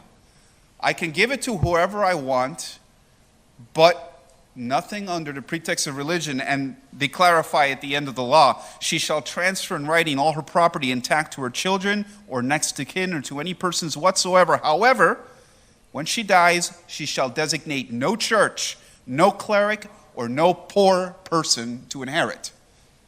Yeah, it doesn't sound a very Christian law. Now, the context of this law is interesting because in Roman society, it was illegal not to have a will, and I think it's penalized still in civil law. The state encourages you to have a will. If not, you got to go to probate. The state's going to take it. And so the same thing happened with the Romans. That's probably where we got it from. In Roman law, there were penalties for not having a will. And so it implied, number one, that you had some property to give. You needed to leave it to someone, and it encouraged you, to have children. And actually, those who were celibate in Roman society were penalized with higher taxes and confiscation of property upon death if they had no children. So this was an Augustan reform, that Augustus wanted to increase the population of Rome, so this is the way it kind of just stayed in the books all the time. So here we see, it's interesting that we have the case of women who probably don't have children, who probably don't have anyone to will, or they want to will it to someone other than their next of kin, and the law here is saying, no, you've got to follow through with whatever it says in here. That was in June 21st of 390. Look what happens, and we'll just take a look at the implications of what this meant. The author of this rescript, now there were three emperors at the time, And this was sent in Milan, so northern Italy. The Augustus and the emperors had split into three. Each one was charged of a different section. Emperor Valentinian II was the one who authored that one. Valentinian II was an Arian. And if we know anything about Arian, that means he was against the Council of Nicaea. Kind of what we say, he's not technically Catholic in a certain way, but he was an Arian Christian. And he was an enemy of St. Ambrose, who was his bishop. Part of that animosity was that St. Ambrose, well, one of the churches of Milan, they wanted to give it to the Arian bishop, and Ambrose said, not in my diocese. And he got some soldiers and blocked the entrance. The emperor got his soldiers and took over the church forcefully, and basically got into a scuffle with Ambrose. They didn't like each other. Maybe this was a reprisal against Catholics in Milan. Maybe there were several wealthy matrons in Milan that were donating or bequeathing what they had to the church, and this is his way of sticking it to Ambrose, the bishop of the church. That's a theory. I got to look further into that. But what it does tell us, though, is that deaconesses had to will that wealth according to that law, but they could live off of the land holdings. And so there was an element of a prescribed poverty in a certain way to those who are to be inscribed. And notice the word, not ordained, inscribed, enrolled into the society of deacons or deaconesses. There was a certain kind of poverty attached to it, a kind of alienating certain wealth, but other wealth they could maintain, which were the landed estates. Yes, you can live off of that. By landed estate, they meant basically farmland that was producing something. But guess what? Land holdings that produce something, they're taxable. And so the taxman definitely was not going to lose his income with these deaconesses, and despite their the piety or the devotion or anything. It seems to me that another way of understanding why this law might have been so kind of anti-Christian in sentiment was that the empire wanted to avoid losing very taxable good land around a very wealthy part of the empire at that moment to the church. And this is exactly where it's going to be siphoned off right away by the church. If the widow was allowed, or the deaconess was allowed to bequeath or give this land to the church upon her death, that becomes automatically tax exempt. There are a bunch of other laws that I would have to have more time to look into. But essentially, church already was tax exempt at that time. So in a way to protect this law and keep it within the tax roll and keep it functioning, well, again, stop them from giving the lands, because the widows could obviously inherit from their husbands. And apparently they did. Now, this alienates deaconesses from the clergy. Even though it's in the section of clerics, look at what happens, because the ability or the right to bequeath your wealth to the church was something that was given to clerics, priests, monks, bishops. And so it seems that they were separating these women from the rights and privileges of the clergy as it applied to the clergy in terms of inheritance. Now, the second law that's right after it, here's why I put the date, August 23rd. The first one was, you said June 21st, and this one is August 23rd. How long is that? Like 2 months. 2 months later, the same emperor rescinds the law.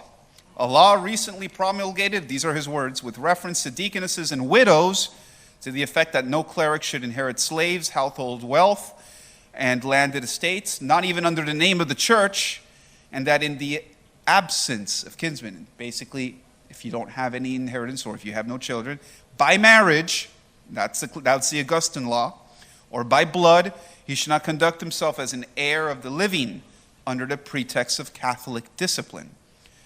What are they saying? Apparently some people who were not by marriage or by blood claiming to be part of the family of the deaconess. Whatever it is, that law has now been repealed 2 months later, to the extent that it shall be removed from all records. If it has already been registered, the law shall not be executed by any judge or anyone who brings a suit and tries to claim that law. It's null and void. Interesting. Why the reversal so quickly in 2 months of this law? Probably. One possibility was that the emperor who put it was about to die. And so he dies in 392, shortly after this whole scuffle goes.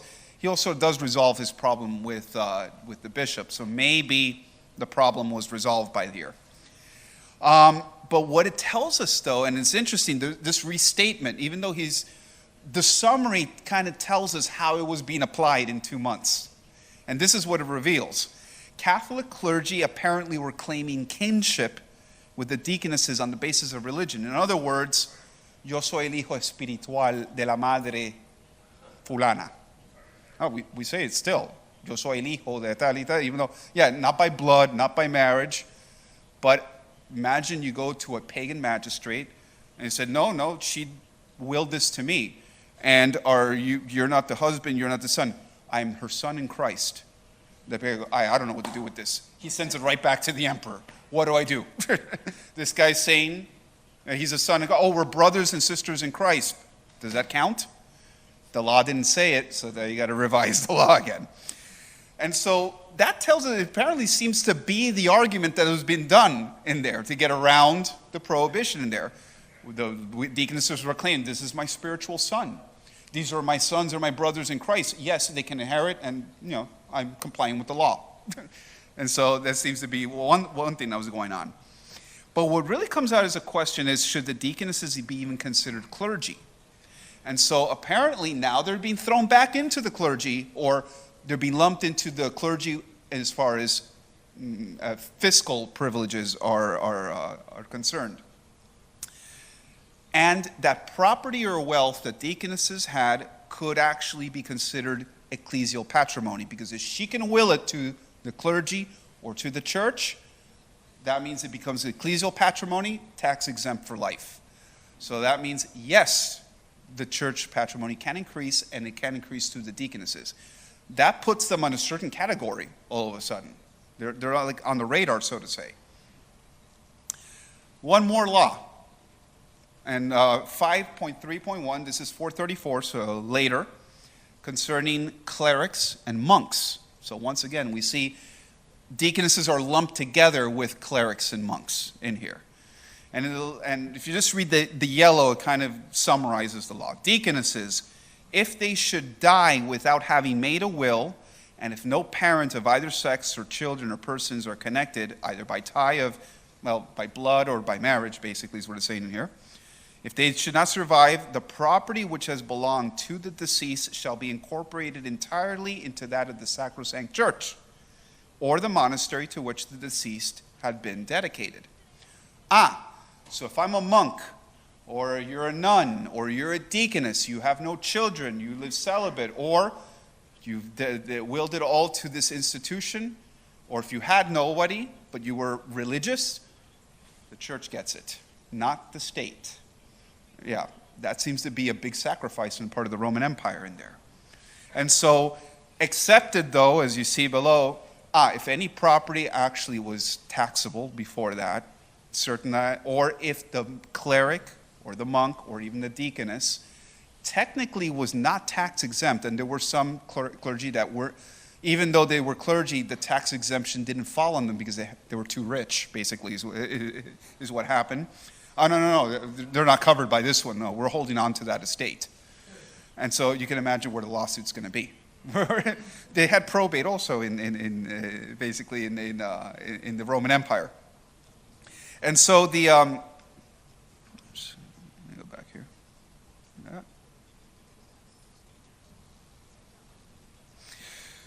And so we see that, someone who dies intestate, but I was connected to it, well, the church now takes it, and so gives the prerogative, or definitely the advantage, to the church, and it creates an ecclesial patrimony little by little already. What can we take away from this? Number one, deaconesses, clerics, or monks who die without heirs forfeit their property to the church and the monastery. The same way that if we were to die without an heir or with no will, the state takes our house, takes your whatever. Well, the church was given that prerogative for those who were enrolled somehow in the clerical service of it. And again, let's get out of our minds that clergy means you're ordained. Not necessarily. Monks are not ordained. But they are here, at least in secular law, they're considered clergy. They're lumped into that category. the property of deaconesses, clerics, and monks that was subject to taxes can be taken by the municipality. So again, it's telling us that these deaconesses had property. And it wasn't just a little piece of land. Apparently, they inherited goods. So it tells us maybe they tended to be senatorial rank. They were widows, rich widows, who received whatever from their families or from their husbands. And they were still actually running and benefiting from it. So it wasn't intended to the poor little old lady that wants La Beata that goes to the church every day to pray. No, this seems to be a more precise group. Third thing it tells us is that if deaconess, a cleric, or a monk was not exempt from municipal taxes, well, obviously that may be taken by the municipality. And if a deaconess, cleric, or monk dies in debt, and this is the part that I skipped, it's just too long to put in there, the creditor can sue and take what's owed to them. And the estate of the deceased may be taken to satisfy a debt. So again, we're talking about business people here, businesswomen. They've got debts, they're incurring their debt. We're not, again, talking about just your average lady who wanted to serve the church in here.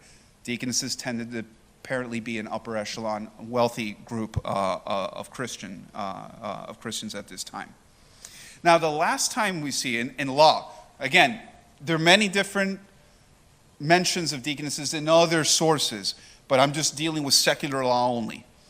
In the Novelle Marciani, basically the laws of Marcion, he's talking about the Testamentis Clericorum, on the wills or the last testaments of the clergy.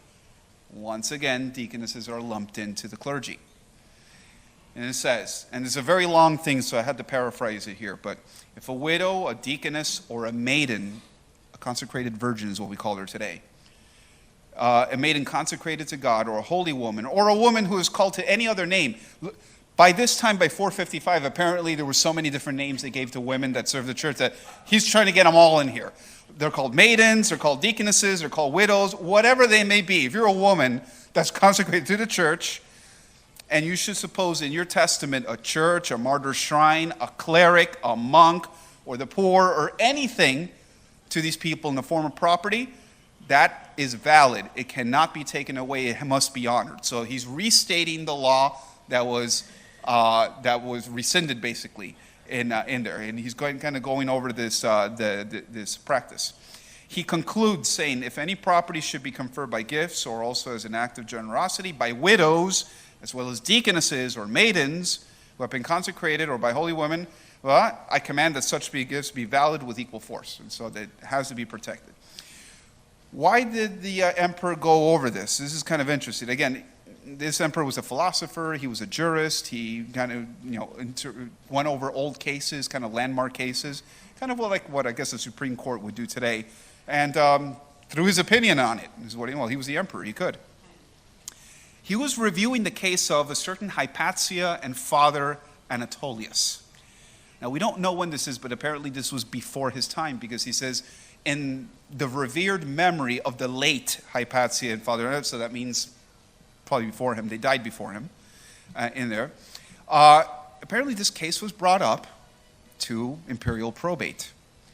A certain Hypatia appeared to be a very wealthy woman, had willed not only her estates, plural, but also her wealth, her jewels, her gold, to the bishop, to a monastery, to Father Anatolius, who she said is my spiritual son. Father Anatolius was not her son, it was her spiritual son. And to the poor of her region, because that is the gift of the church, and she was fulfilling her Christian duty, and she just basically gave everything away upon her death. They wanted to take it away from Father Anatolius. No, you're not the son, you're a test. So apparently this must have happened when the first law went around when did we say? It was 3 in 390. It was when the first law happened in there. Yeah, so Anatolius was the case. That good thing is that we got the names now. It took a while for them to get it, but we get the names. And so apparently Anatolius is like, no, I'm the son. And it says in her will that I'm her son, I'm a spiritual son. And apparently the court did not want to give him. But with the rescinding of the law, basically months later he came back and goes, gimme. And they had to. So he's going back and he's reviewing pretty much the proceedings and says, I agree with the way the judge handled that he gave this law according to the recent, and from here on, I also declare any case similar to this, automatically give it to the church, to the benefit of the church. What happens is, what is the outcome of this? And this is in the mind of the legislator in here. He's now recognizing kinship on basis of religion. I can now claim that I have spiritual sons, even though I have no sons. I can have spiritual sisters and brothers, and they can legally be my heirs of church property. And if they themselves are clergy or monks or nuns, what we call it, or deaconesses themselves, they're tax exempt on top of it. Because it's, pretty much. This looks like what we're getting at. Without calling it, that seems where we're going there. And so you've seen that Father Anatolius was designated as their spiritual son. The priest can actually be part of the household, and that's a legal term in Roman law. To be part of the household is literally to be part of the family. Slaves were part of the household, and therefore they were treated and considered family, even though they were slaves.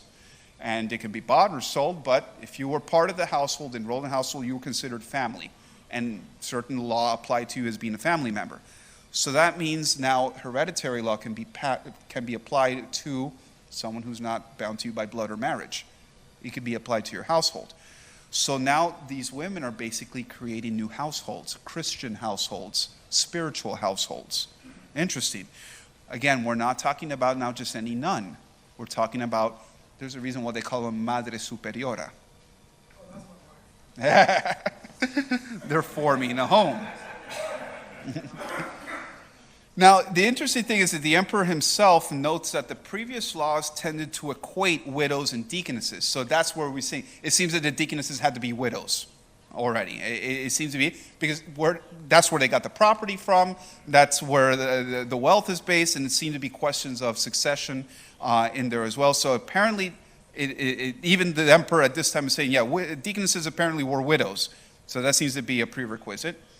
And any woman can designate the church and clergy as her legal heir. And so that kind of brings women, it brings this class of women, whereas the first law kind of segregated them from other women, because other women could go ahead and will out their property to whoever they wanted, except the church. Well, now, forget it, these women now are now kind of brought into parity. Mm-hmm. Mm-hmm.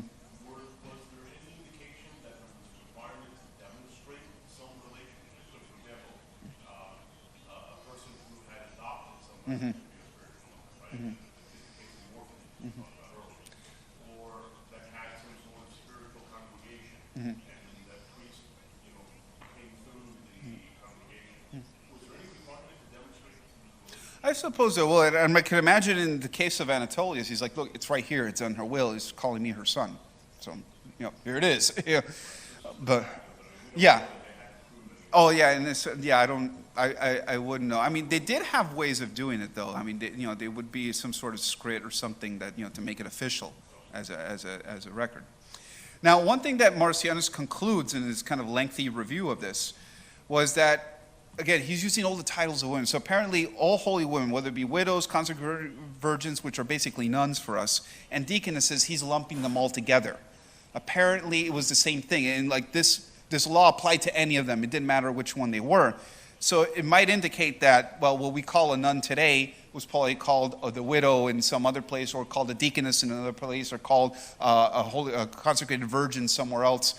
We're talking about the same thing, except they just had different titles wherever they were. But the conclusions were that, number one, deaconesses, apparently, if we go just by secular law, we're not talking about poor women.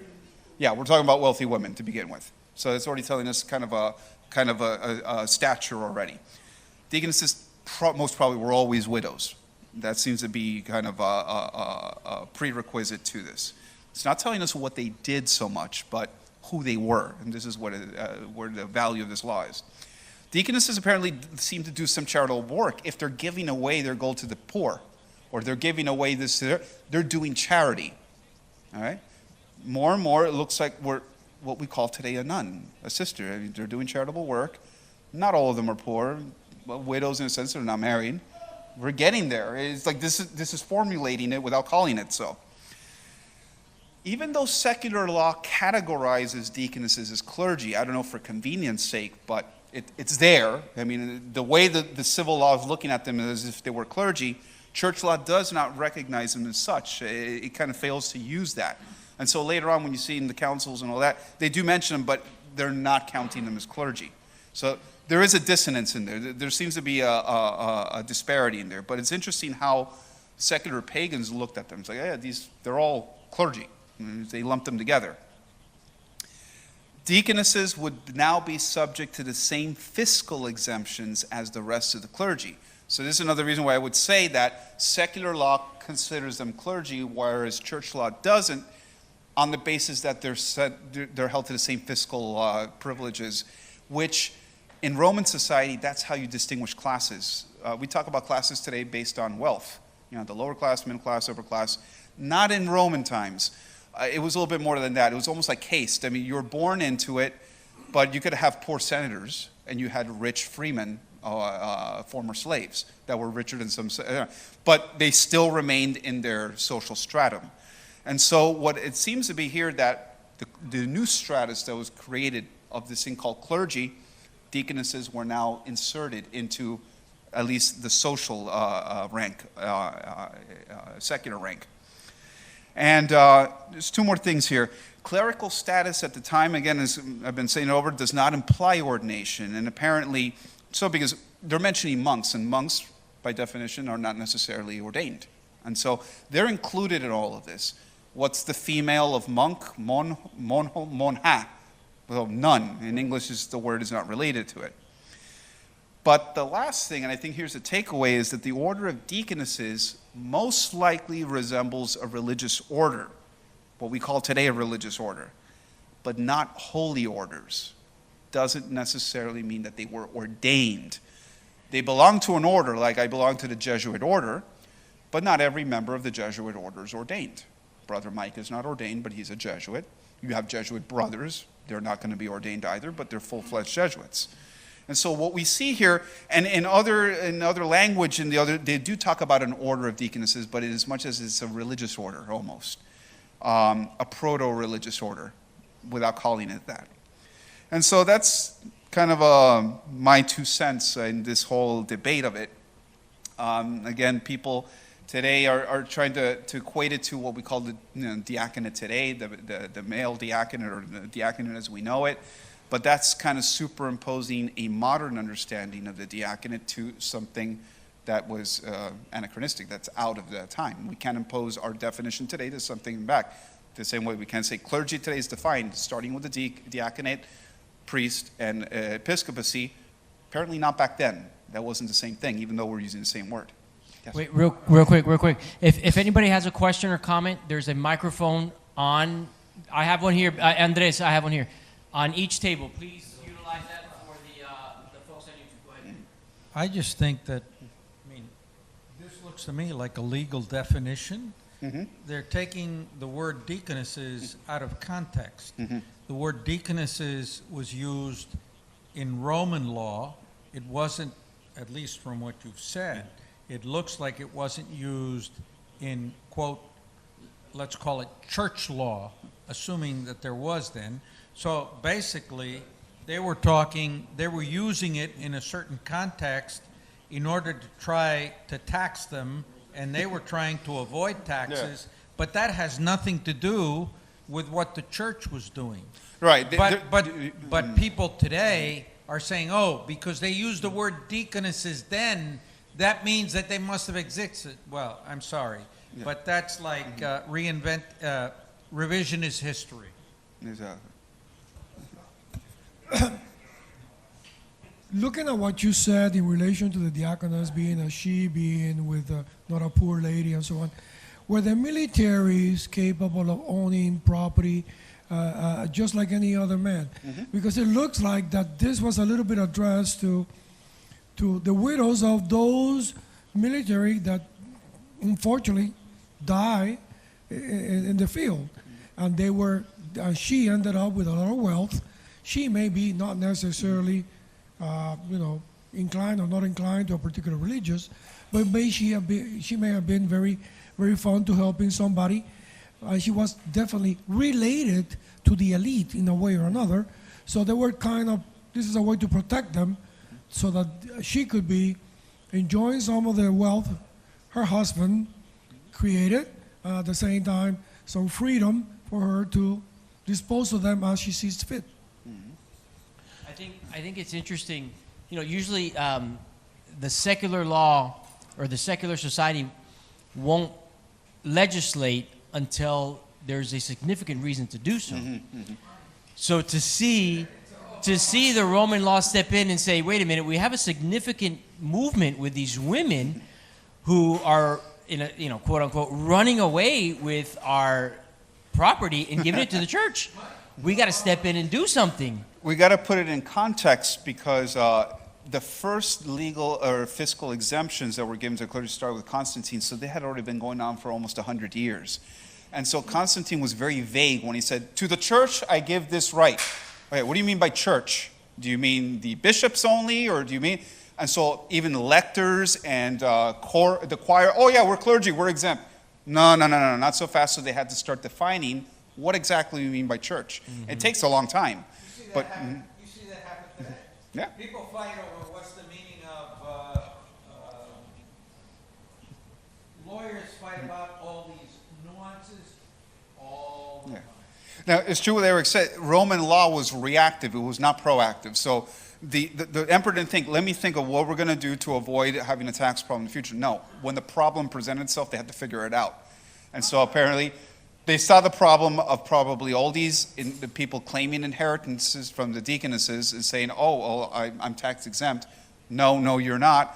And then that went south, and that they had to rescind the law. And so, yeah. And maybe by the time of Marcianus, it came up again. And he's like, let me study this all over again.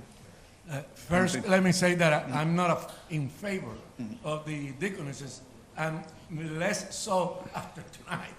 But there is something that is very important, which I said, not necessarily imply ordination, but what it was so-called in the past, the lower orders or whatever, that were the lectors and the acolytes, you know, that now is like something that has to be done for anybody that is studying to be a deacon or to be a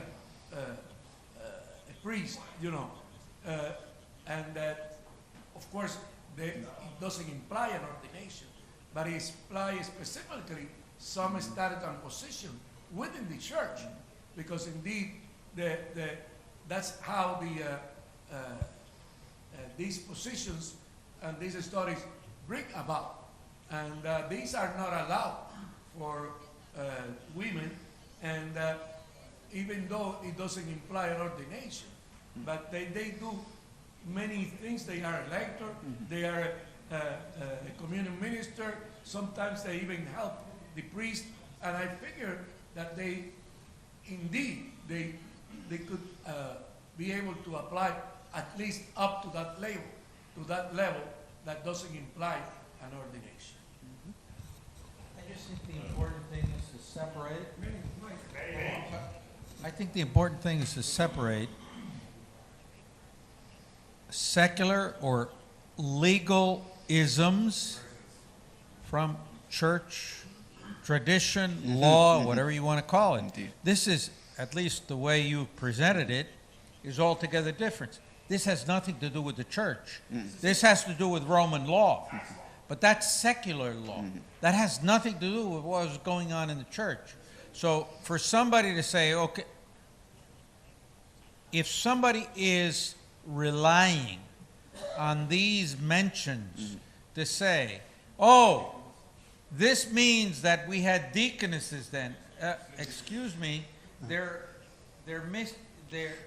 mixing things in order to carry out their purposes, but they're two separate things. It's two separate tracks. Right.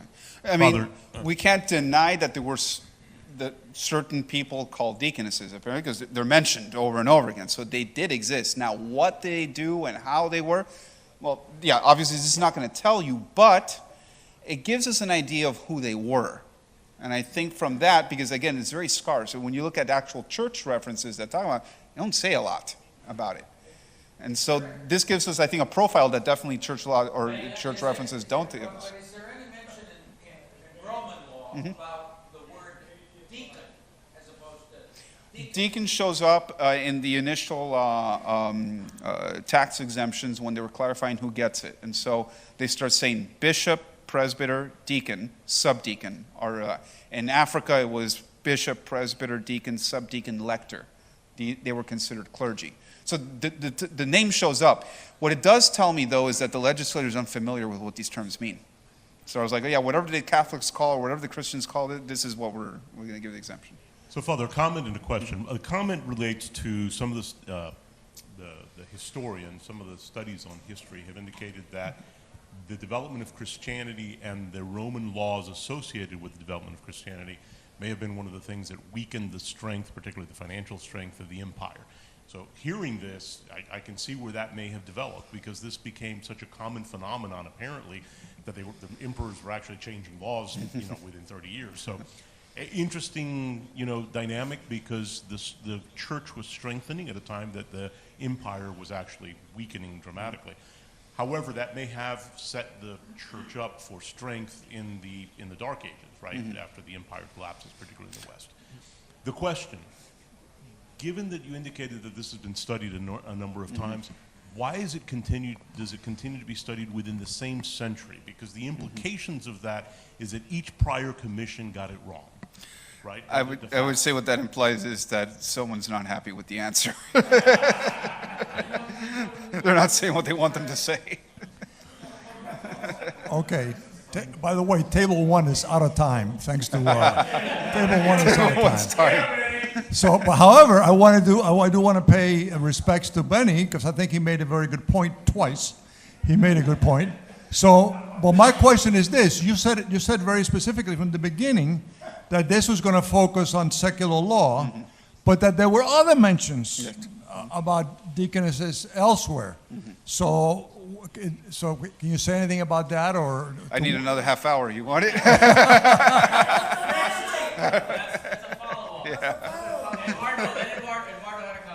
Yeah, well, I'm going to follow up some of the ideas that have already been said. But one of the things that I wanted to ask Father is, I can see where some of these studies started, and even John Paul did it. But then I'm trying to reconcile in my mind Ordenatio Sacerdotalis from John Paul II that made it absolutely clear, beyond a shadow of a doubt, that women, and he made the theological arguments as to why, that women could not be ordained to be a priest.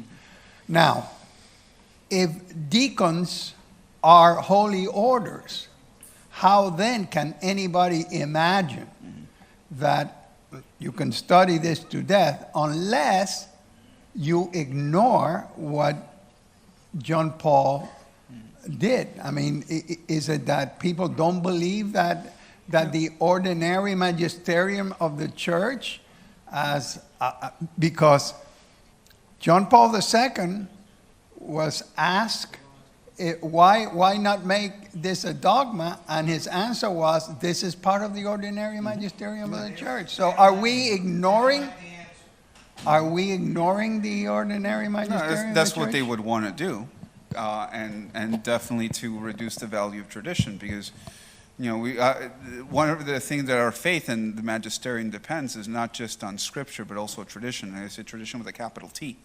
And so that tradition has been established since time immemorial, and this is one of them.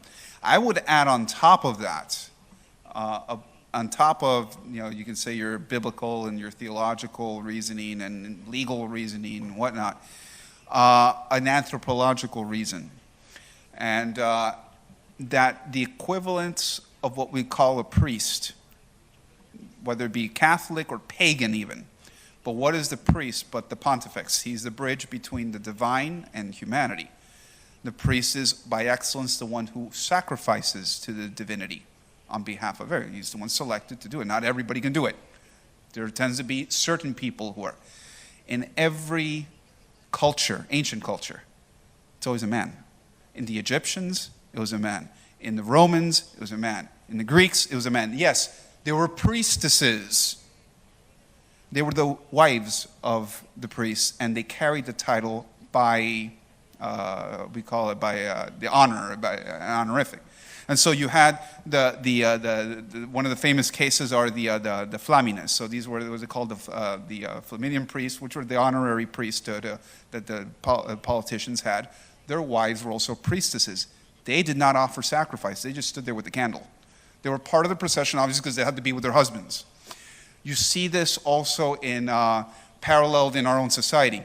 They say in military bases, the wife of the commander or the captain almost has the same rank as, even though she's not in the military. And even amongst the women, kind of, they'll follow the ranks of their husbands. And so, the wife of the general obviously is given a little bit more leeway or more kind of precedence than the wife of the lieutenant. And if one moves up, she moves up, even though she's not a member of the military. The same thing was being applied to the priests, I think, in general. Those priests, pagan priests, their wives were priestesses honorarily.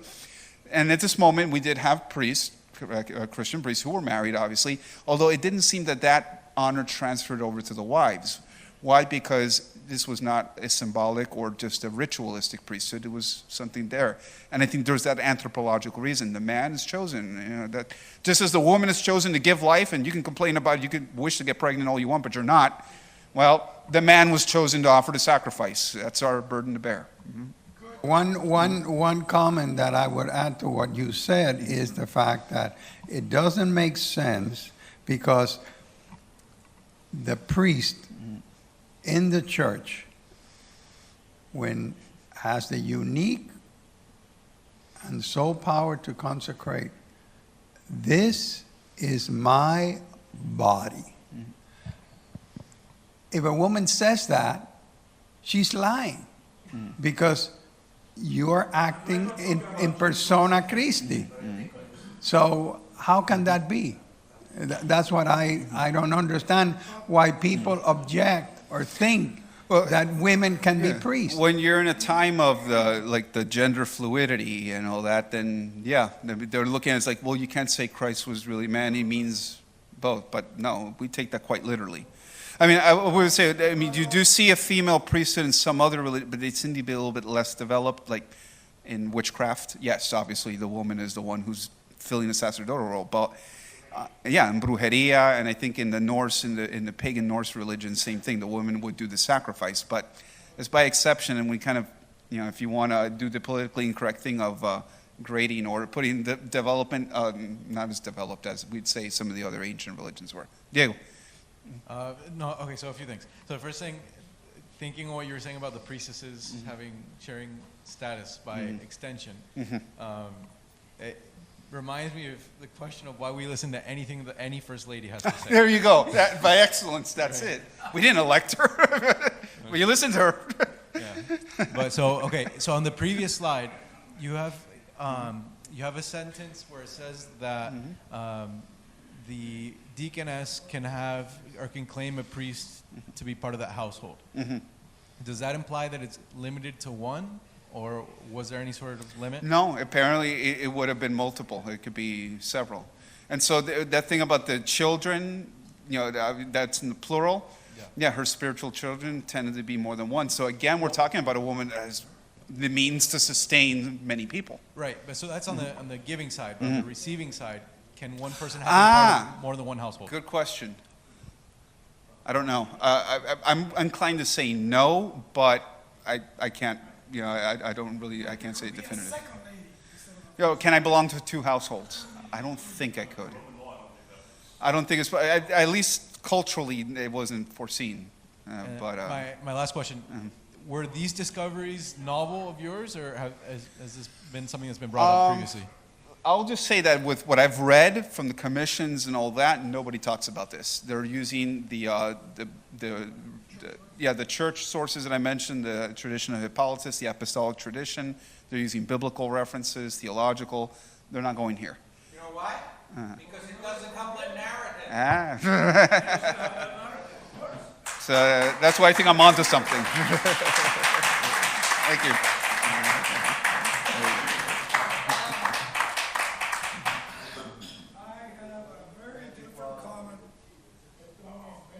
Excuse me, guys. I have a very different comment to make. First of all,